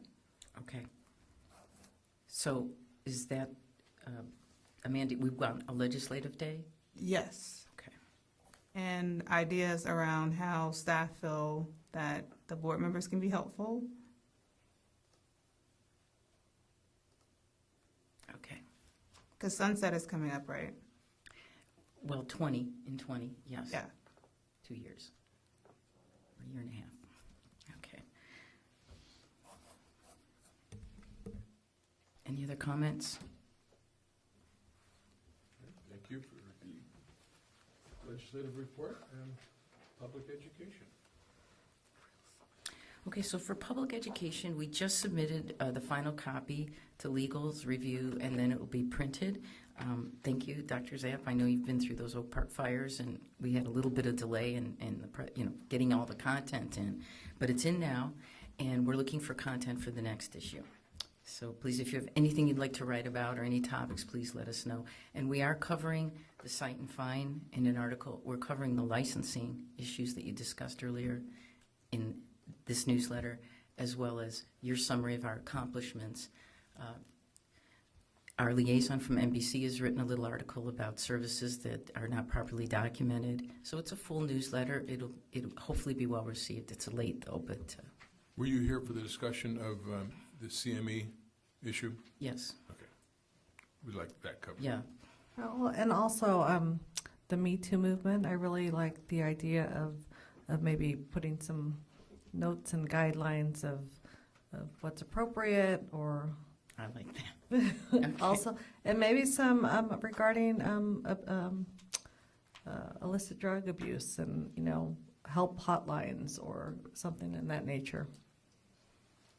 I do say that after being, Kaiser for over 20 years, this last 2 years actually, they got very aggressive about making us all take a sexual harassment video, and you had to do it. You had to sign off that you did it. So it's, I'm in a large medical group that's being, brought to light, whereas many podiatrists who maybe are not. I mean, there may be some, I don't know, the ambulatory surgery centers that you belong to or the hospitals that you belong to are bringing it up or making anyone take a video or do a video or whatever. But even if we had like I don't know, maybe a sexual harassment video, the thing online that was available to I think we can actually link that to our website. and then they Think could of make their other staff take departments. it, they could take it, Right, it's just an FYI, it's like they used to have it for Amber Alert, Yeah, I what don't to think do it's for a an Amber bad Alert, idea. but I think they did do one for sexual harassment. Right. We have to check that out and see if it would actually be plugged in these days or not. I'm not sure. Okay, so that's it for the newsletter. As far as direct outreach to licensees and stakeholders, we've been in contact with DCA. We have permission to attend the 2019 Western Foot and Ankle Conference. I know I'm looking forward to meeting some of our licensees and seeing how that meeting is. I think it's a great idea. We'll be able to do a lot of outreach directly to our licensee base there. So that's one meeting that'll be in Southern California, and it'll be during the week of June, I think it's 24th and 26th. I'm not sure the exact date when our meeting will be.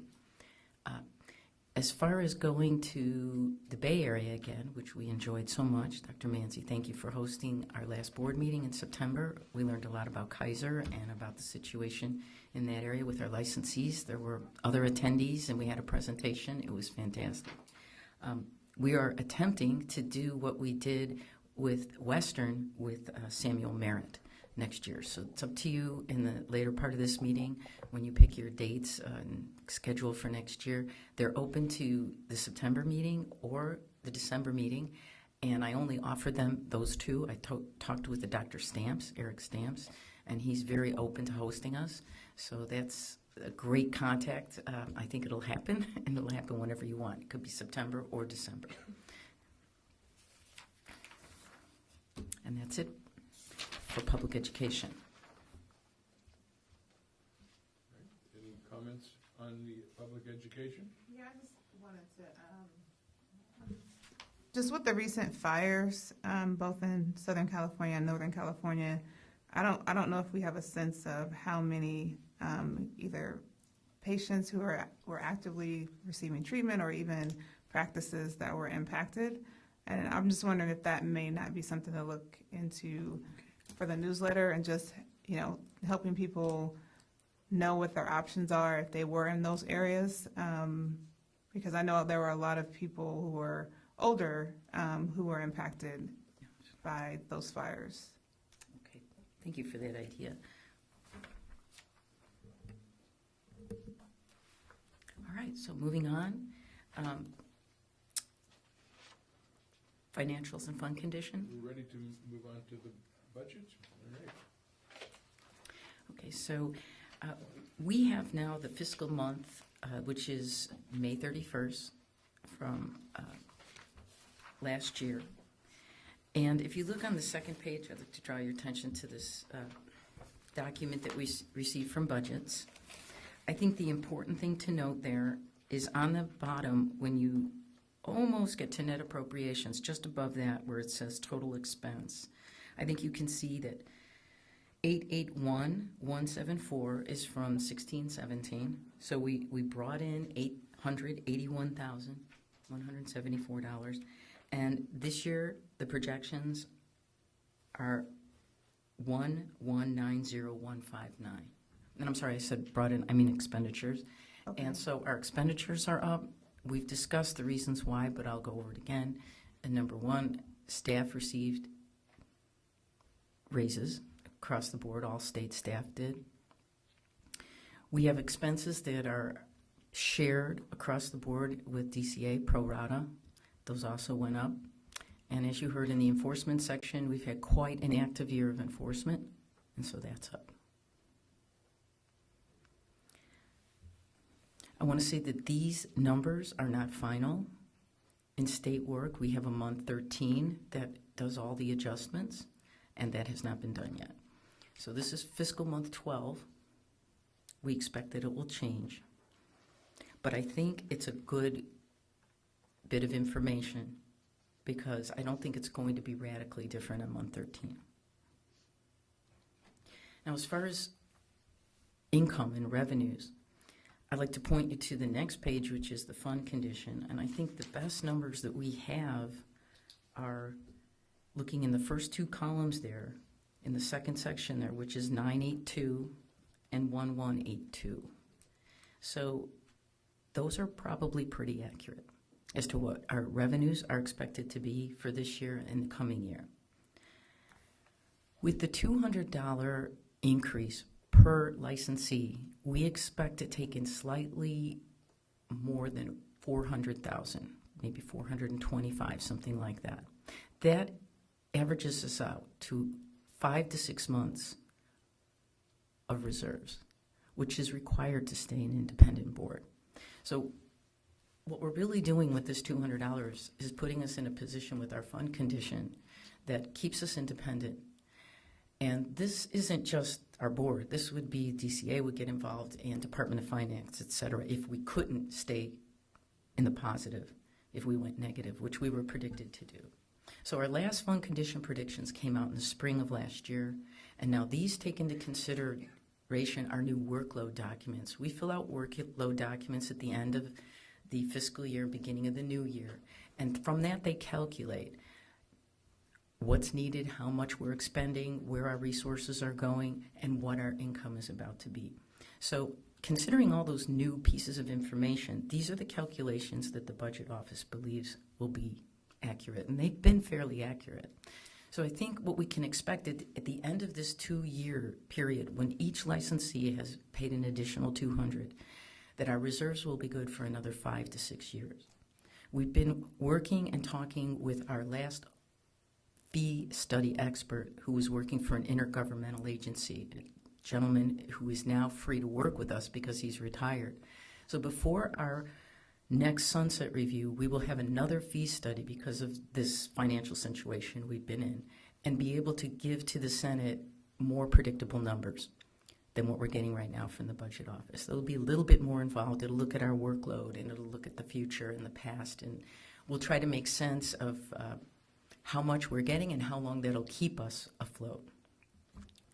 There's no board like this in DCA. We're an elite small medical board. So I hope the licensee base is aware that this 200 is maintaining that for them. Okay, so if we can get into these numbers, any questions, I'm sure you have them. I hope I can answer them.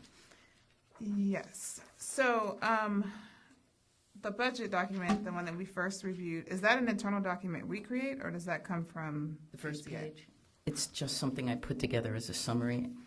And I'd like to make one. So this one, you do this as a summary? This comes from No, DCA? that comes from budgets. That comes from budgets. This written paper is just for your benefit. Okay. And this comes from DCA budgets. That comes, okay. So on the first page, just with the budget, I'm just kind of confused because you're talking about expenditures and you're comparing 17-18 to 16-17, but then the revenues you're reflecting for 16-17 and 15-16. Is that a typo? I wanted to make a correction. I apologize for that. Being that I don't have the revenue numbers, what I failed to put here is that these are the projections from the fund conditions. So you'll see instead of total revenue, and I made it on mine, and I'm sorry I produced this without making that change. I tried to get the revenue. I could not get it. So what we have now are the projections for, if you look on your fund condition document, it should be 17-18 and 18-19. Okay. And I'm trying to show you what the $200 is going to do. So on your fund condition page, your first two columns are those numbers. And I apologize for misstating what that was. Okay, so it should say 17-18 and 16. 18-19. projection 1819 is the large 1182. And they're right here. These numbers are right here in the fund condition. So as far as revenues, that's what I have to give you. Okay, so just looking at the budget, just trying to understand what the goal and intention of this section is. So are you meaning to have me compare expenditures from 1718 to revenue from 1718? I'm sorry, let me say it again. 1718 is correct, and 1617 comparison is correct, and those numbers are here on the bottom. They were the first numbers I pointed out to you. Those are actual expenditures. They're not projections. We believe these will be correct. The two numbers that I have for revenue, the two that are available to me, are 1819 and the projection for 1920 on your fund condition document. And I apologize for not stating that correctly in the front page, but please change that. So the top number, 1182, is your 1819 projection, and your 982 is your 1718 projection.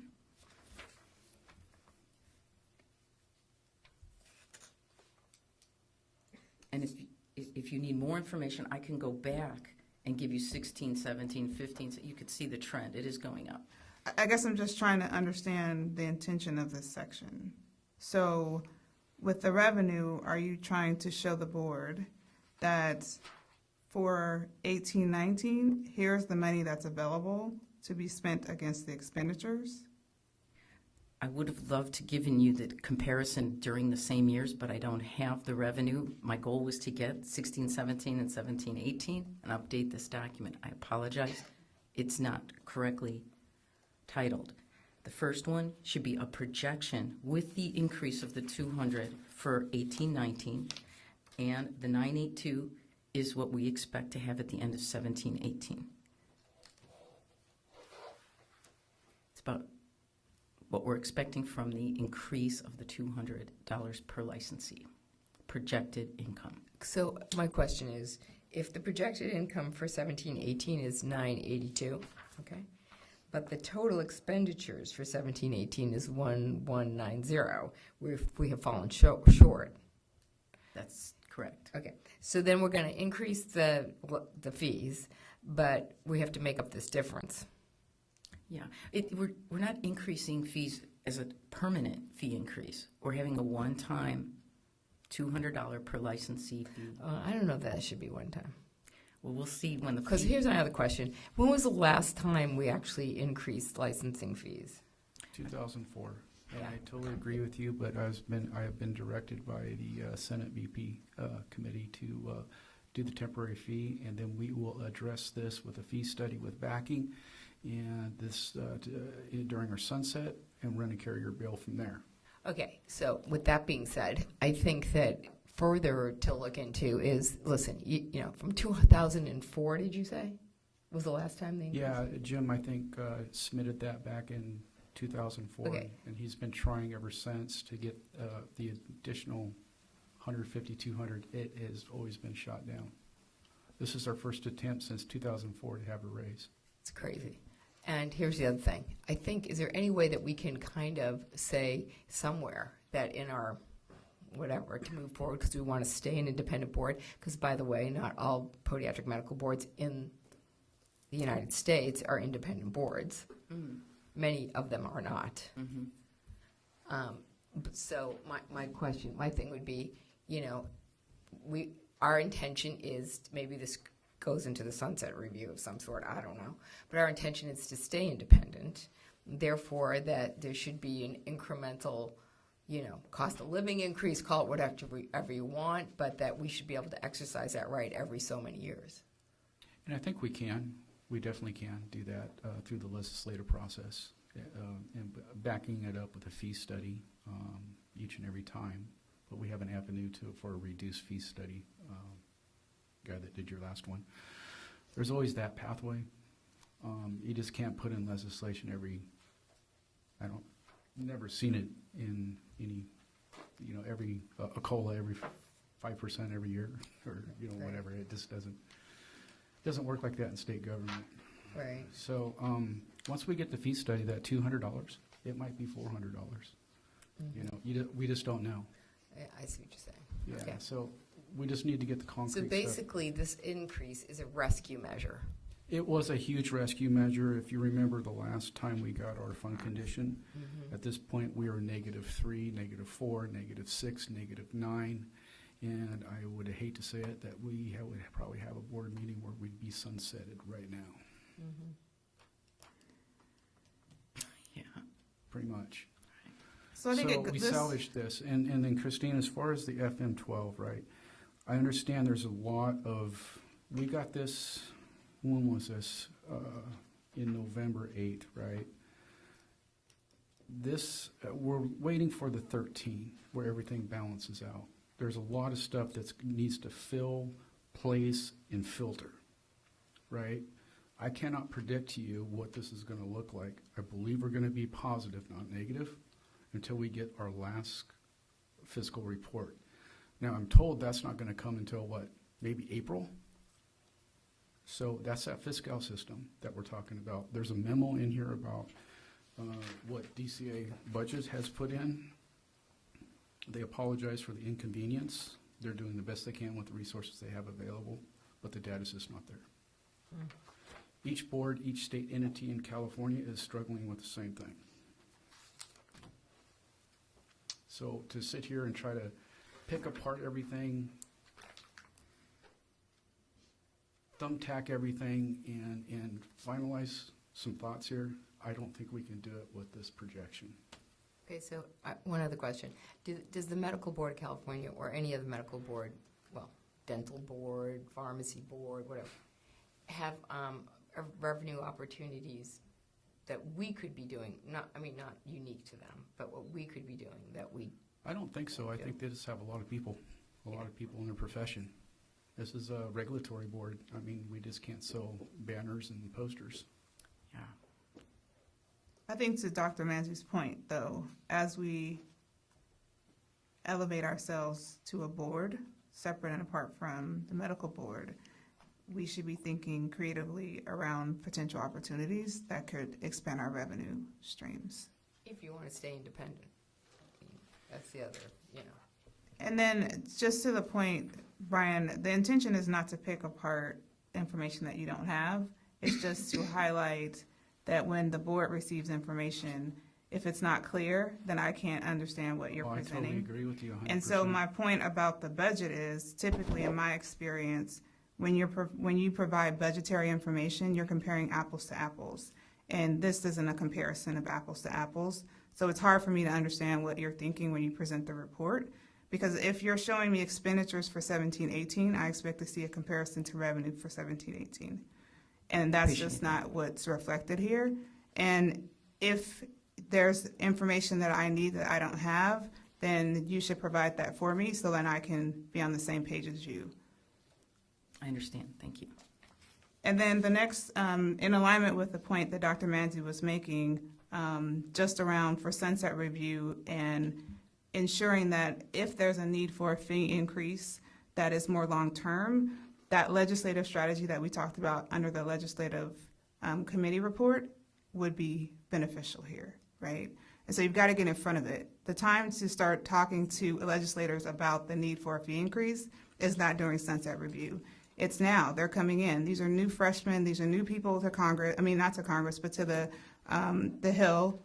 And they may have an issue that they're looking to take up, right? So the strategy is to start getting in front of it.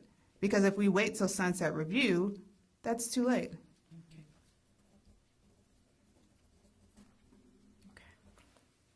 Very good. Any other comments, questions?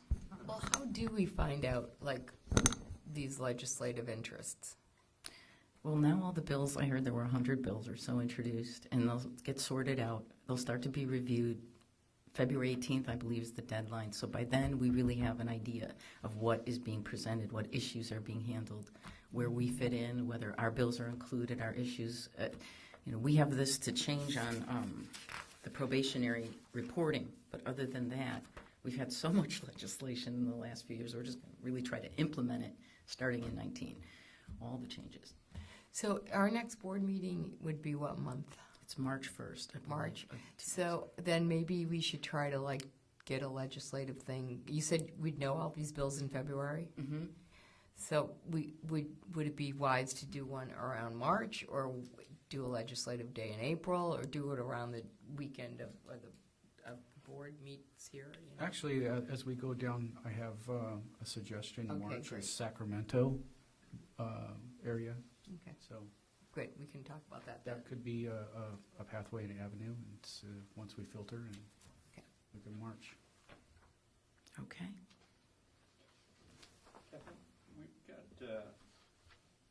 We have a review of our executive officer coming up in closed session, and line item on the budget shows or executive officer's position with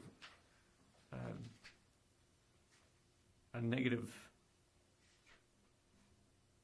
or actually it looks like a raise of about $14,000. Mm-hmm. Now, I thought when we hired our current executive officer, he was capped. He was already maxed out. So this raise, there was a raise applied? Yeah, what happened is all executive officers, I think 3 months after I got here, got a COLA of 3.5%. And then SEIU contract 1,000, they got, how much was it, guys? A 14% overall raise, or within Something like that. something like that. And to stop the compaction, they actually boosted all the EOs too, as far as contractual requirements. It wasn't anything to do with you guys appraising me or anything. It was just, that's because of the compact. That's what happened. Okay, so all EOs. All of, just not me. Yeah. I mean, trust me, there's EOs that are far well better than this right here. But didn't we know this was coming with all the talk with the unions? Yes, actually, I mean, you did. I talked about it in several meetings and talked about the increase of the staff is going to get pay raises. okay. Yeah, I remember staff, yeah. Thank you. So did the salary ranges expand then for the EOs? 'Cause I think to Yes. Nell's point, it was initially capped at a certain It was, amount. it did. Everybody that in an exempt position got reclassified into that cap. So I'm at the cap, right? That's like. So is that a new grade, or they just expanded No, the it's range no of new the grade, grade? same grade. So the No. range of the grade is just Yeah, increased. increased.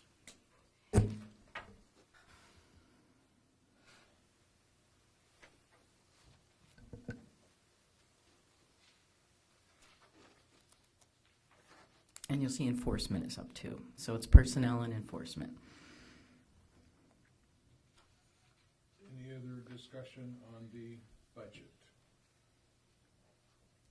So I do have a question. With the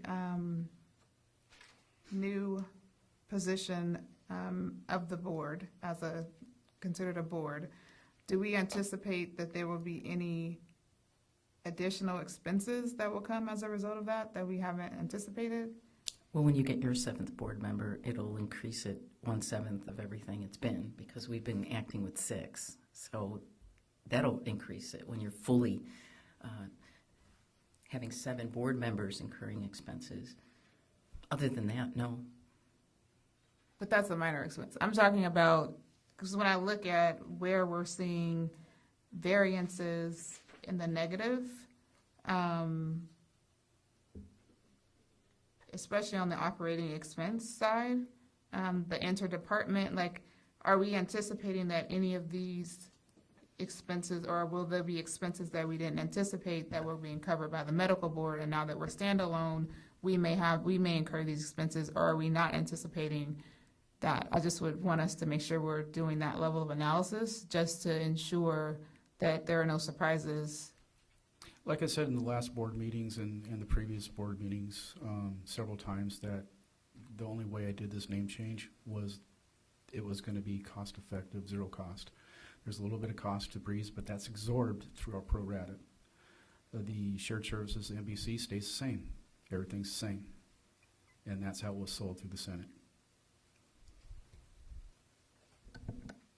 But we do know that sometimes things that we don't anticipate come up, Right, at this right? point, there's no anticipation.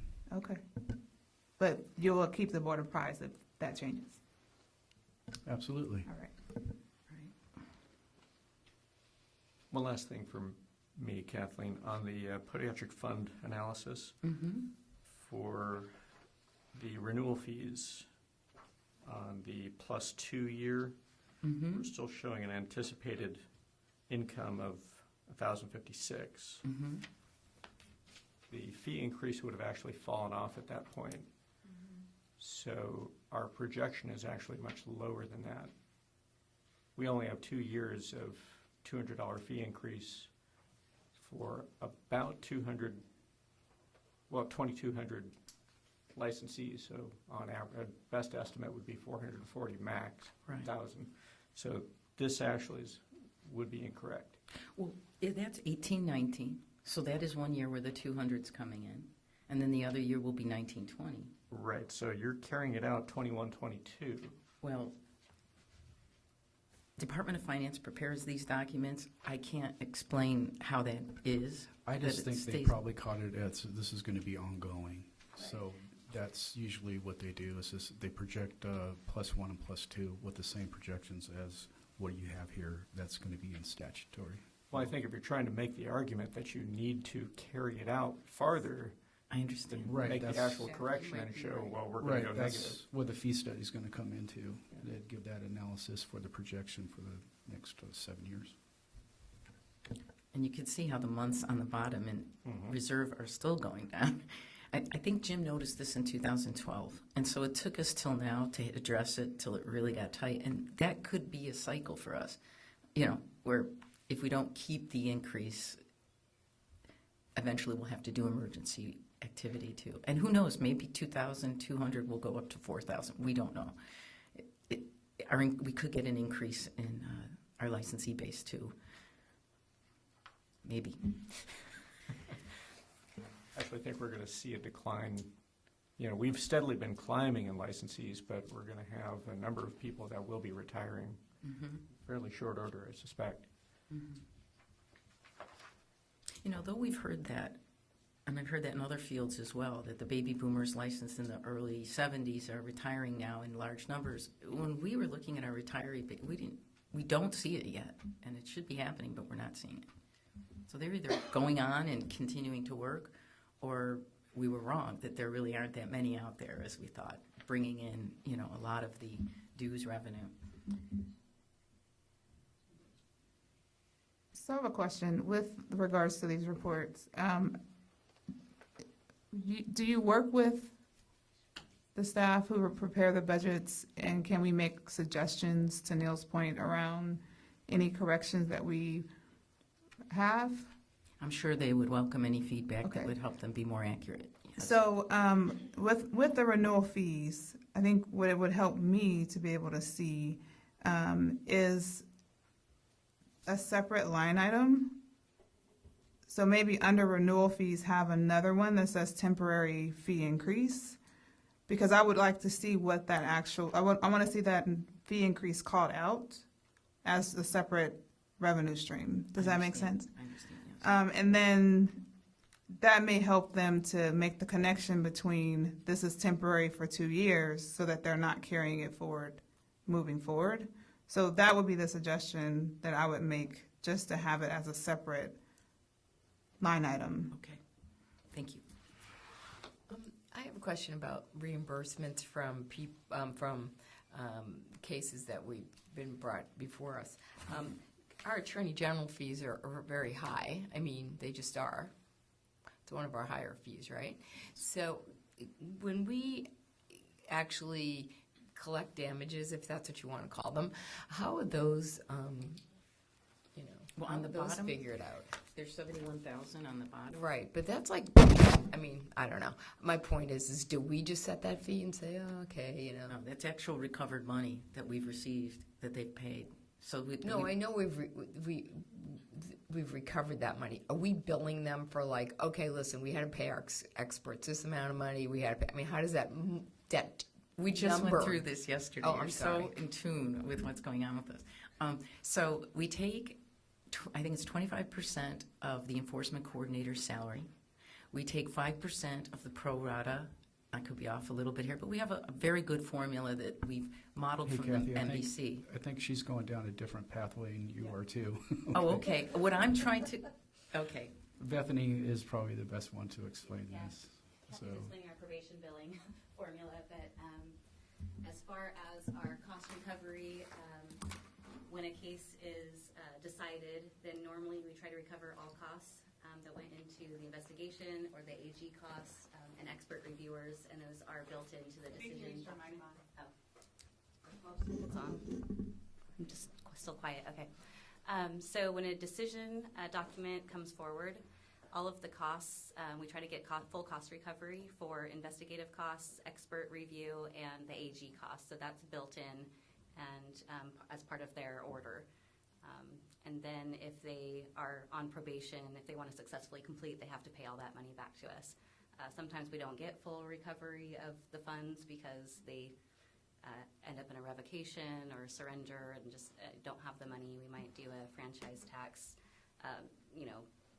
submit their information to try to recover some of these funds, but we don't always get all of it back, depending on the circumstances, but we try. Thank you. Just looking for a revenue source. Yeah.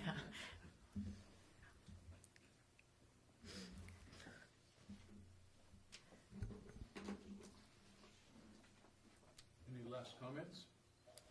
Questions? Thank you. Thank you. Mr. Naslund? okay, let me find my agenda here. All right, executive management. Last meeting, we selected the officers, and the officers, the coming in president, Dr. Manzi, and Dr. Zaff, postponed the assignment of committees. So I'd like to pass it to Dr. Zaff, who can pass it to the incoming president to select the new committees for the 2019 year. Dr. Manzi? Okay, so the proposed board podiatric medicine committee appointments would be for public education. I think your mic needs to be on. For public education, Darlene Elliott and Christina Dixon. And as far as the chair goes, Darlene, you were chair last year, so do you want to continue that, or? Oh, I will. I don't mind continuing. Okay, fine. Absolutely. So we'll put her as the chair, and then for the licensing committee, the proposed one would be myself and Ms. Cardenas. And for enforcement, Dr. Mansdorf and Ms. Cardenas. And for legislative, Dr. Zaff and Ms. Dixon. And for executive management, myself and Ms. Elliott. So does anybody have any discussion regarding those appointments? Or for whatever reason can't accept that appointment? Well, let's have a motion. So I make a motion that these would be the proposed the committee appointments for 2019. In a second. Darlene seconds. Okay, now we can discuss. Okay. So I believe I am cycling off. The board. Yeah, I think your last meeting would probably be March, right? Because June 1st, and we reached out to the assembly speaker, and they declined to reappoint. So you just- Yeah, because I've served a full term, so they can't reappoint me to this board, but I'm eligible to be Right. reappointed to another board. Right. I had that in mind. We have a governor's candidate for a professional position in the works that looks promising that might be coming in sooner than later. I've been saying that since I've been here for 2 years, right? But I think some of the board members received some phone calls, and I received a phone call on this individual, so we might have a replacement there. As far as your replacement, I've reached out several times, and I think it's just waiting for the transitional, that everybody gets settled in place. So I did place you in, suggested into some of these committees. Then once you roll off, we can just hopefully have a replacement fill in for you. Okay, so, well, until March. Are you going to show up in March? Yeah. Of course. Okay, perfect, okay. I'm a professional. Thank you. Any other discussion? Okay, so if there's no other discussion, Kathleen, I'm sorry, Dr. Zapp, approve? Dr. Manzi, approve. Darlene Elliott, Approved. Christine Dixon, Approved. Dr. Mansfield. Approved. All right, very good, thank you. Okay. That was kind of the easiest one of the day. Well, I had a script. Because you had a list. Are you always going to give me a script? And Kathleen, do you have her list It for the? depends. Do you have her list for the minutes? Sorry, yes, I will get it. Okay, so now the next topic is going to be an update and possible action. Well, we do need to make action on this, is where we're going to have our meetings in 2019. I suggest this. Now, these are some of these locations board members asked me to look into, and I did look into them. But we can have discussions about each location, because I understand there is some concern, which I understand. Sacramento, March 1st.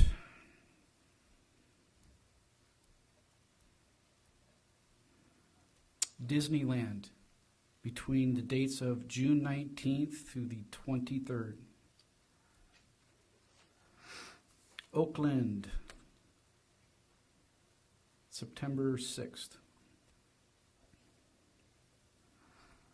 So Brian, just for the record, and because Disneyland has been a sticking point, can we just say Anaheim instead of Yes, Disneyland? thank you. Yes. I totally should have known that, been down that road. December, Sacramento, 6th, Friday the 6th.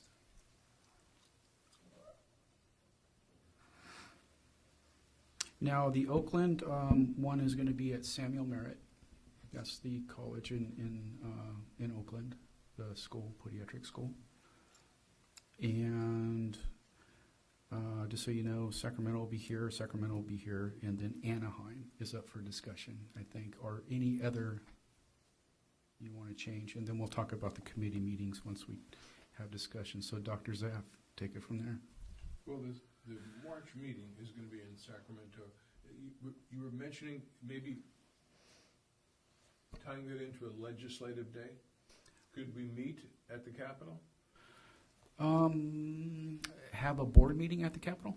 Sure. Yeah, we could probably find an empty room. That may be difficult at that time because I'm not exactly sure when the committee meetings start, but room availability starts to get difficult to find. We can look into it. We can try to do that. Let me see what I can pull off. And then if not, we can hold this as a reserve. Of course. So- It solves the dilemma of getting from here to there. Oh, absolutely. So question, that's 3 meetings, right? We've traditionally held 4. That's 4 meetings. That's 4. Did I miss one? Sacramento, Anaheim, Oakland, Sacramento. So then Oakland was September? Yes. Yeah, the September 6th meeting, many times because it's already a short week, we've pushed it to the following week. Okay. Oh, that's okay. So it'd be the 13th. Will they be back in school by then? Will school start by then?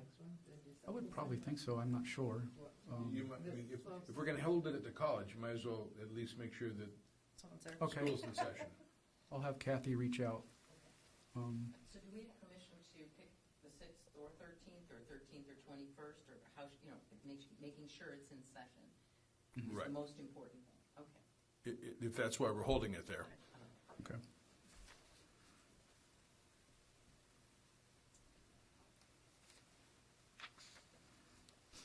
You'll know the June one at some point. And the June date is complicated by the fact that we don't really want to interfere with the Western Podiatric Congress.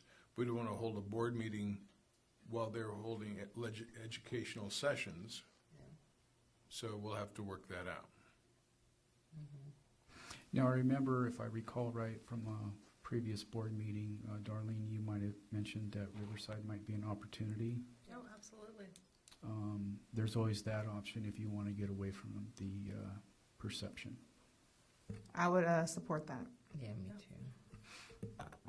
Okay, so is there a building that we can support a meeting in? And Yeah, no, there's several buildings. I mean, we can look at the UCR Medical School, okay, or I could get something at City Hall.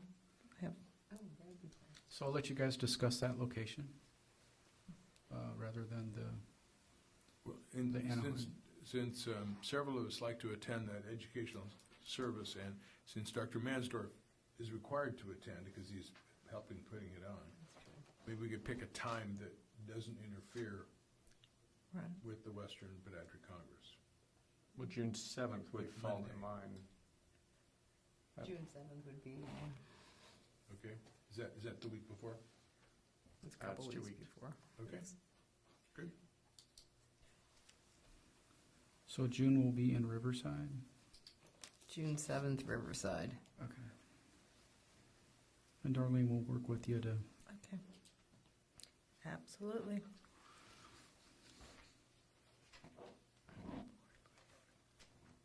Is everybody good with December in Sacramento? Worked out great here. Yeah, right now. Well, I think that's always been traditional. I mean, we can go up to Lake Tahoe. I have four-wheel drive. You already have a Christmas tree up, so. Okay, so let's look at committee meetings then. So let me see if I did the math right. Would it be February 13th? That is 1, 2, or no, February. What are they usually 3 weeks before the meeting? Yes. They are 3 weeks, okay. 1, 2, 3. So that's right. So February 13th Remember? for the March. That's your birthday? Well, Big birthday. February 6th. February 6th is 3 weeks. February 6th. Okay. So is that better? February 6th? It would be. Okay. And then we're looking at May 15th.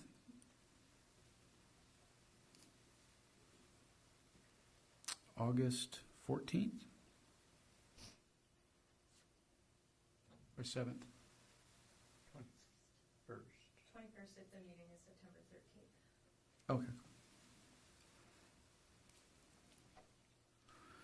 And 13th then, 8/14, 8/21. 8/21. Yeah.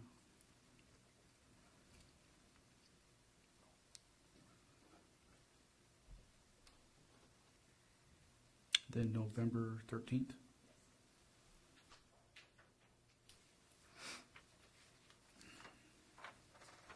Okay, to reiterate, March is in Sacramento, June is in Riverside, September is Oakland, Samuel Merritt, December, Sacramento. I'll turn it over to you, Dr. Zaff, for action. Do we need a motion for this? Or is just an internal note? You don't need one. Yeah. Okay, moving on to your second major point, Mr. Naslin. Okay, so recently, especially this year, we've received quite a few, well, probably 7 to 8 inquiries about if a DPM can administer a flu shot or immunizations. Under the scope, it doesn't specify that. So I think I asked a couple members of the board, and they would like to have a discussion, a possible opinion on this. or direction. And so what I did is I included the pharmacists with their regulations of what they did. And I believe a DPM is far more capable than a pharmacist of injecting somebody. However, the scope of practice doesn't specify that a podiatric doctor can administrate immunizations. So I'm going to open it up, Dr. Zaff, for a board discussion. Well, do we need a motion before we discuss it? I don't think so. We just, okay, let's, comments that anybody has on, first off, I would like to ask, does this require any change in our Practice Act to allow us to do this injection? Yes. Do we want to go and fight this battle? No. No. Okay. You know, the major reason I'm not fighting this battle is anyone can give a flu vaccine shot. But the thing is you'd have to keep the vaccine. First of all, you got to get a hold of the vaccine, which isn't always, we run out all the time, right? Second of all, you got to keep it, make sure you have to be refrigerated or used or whatever. I mean, I can't imagine a podiatric office being that busy that it'd be giving out that many flu shots in one day or even a week. Well, and I think about what happens if we have to enforce some type of regulation. I mean, that's just adding to staff. If we get more complaints regarding doctors who are using expired flu, whatever, I don't know what the complaints are for that as it is. And by the way, if you go see your orthopedic surgeon, guess what? He's not giving you flu injections. Maybe your primary care doctor would, and maybe your internal medicine doctor would, but, or maybe someone who specialized in geriatric medicine might be seeing enough people in a day, or a pediatrician's office. Okay, But let me make this real simple then. Let me ask for a motion to investigate podiatry giving flu shots. Does anybody want to make that motion? Okay, we can move on. Okay. All right. Okay, I'd like to thank everybody who made a presentation. I'd like to ask somebody to make a motion that we approve the executive officer's report, A through F. So moved. Second? Kathleen? second. Dr. Zapp, Aye. Dr. Manzi, Aye. Carolyn Elliott, Aye. Christina Dixon, Aye. Dr. Mansfield. Aye. Thank you, everybody. We're now going to move into closed session. Maybe we could take a 7-minute break. We'll start again at 12:45.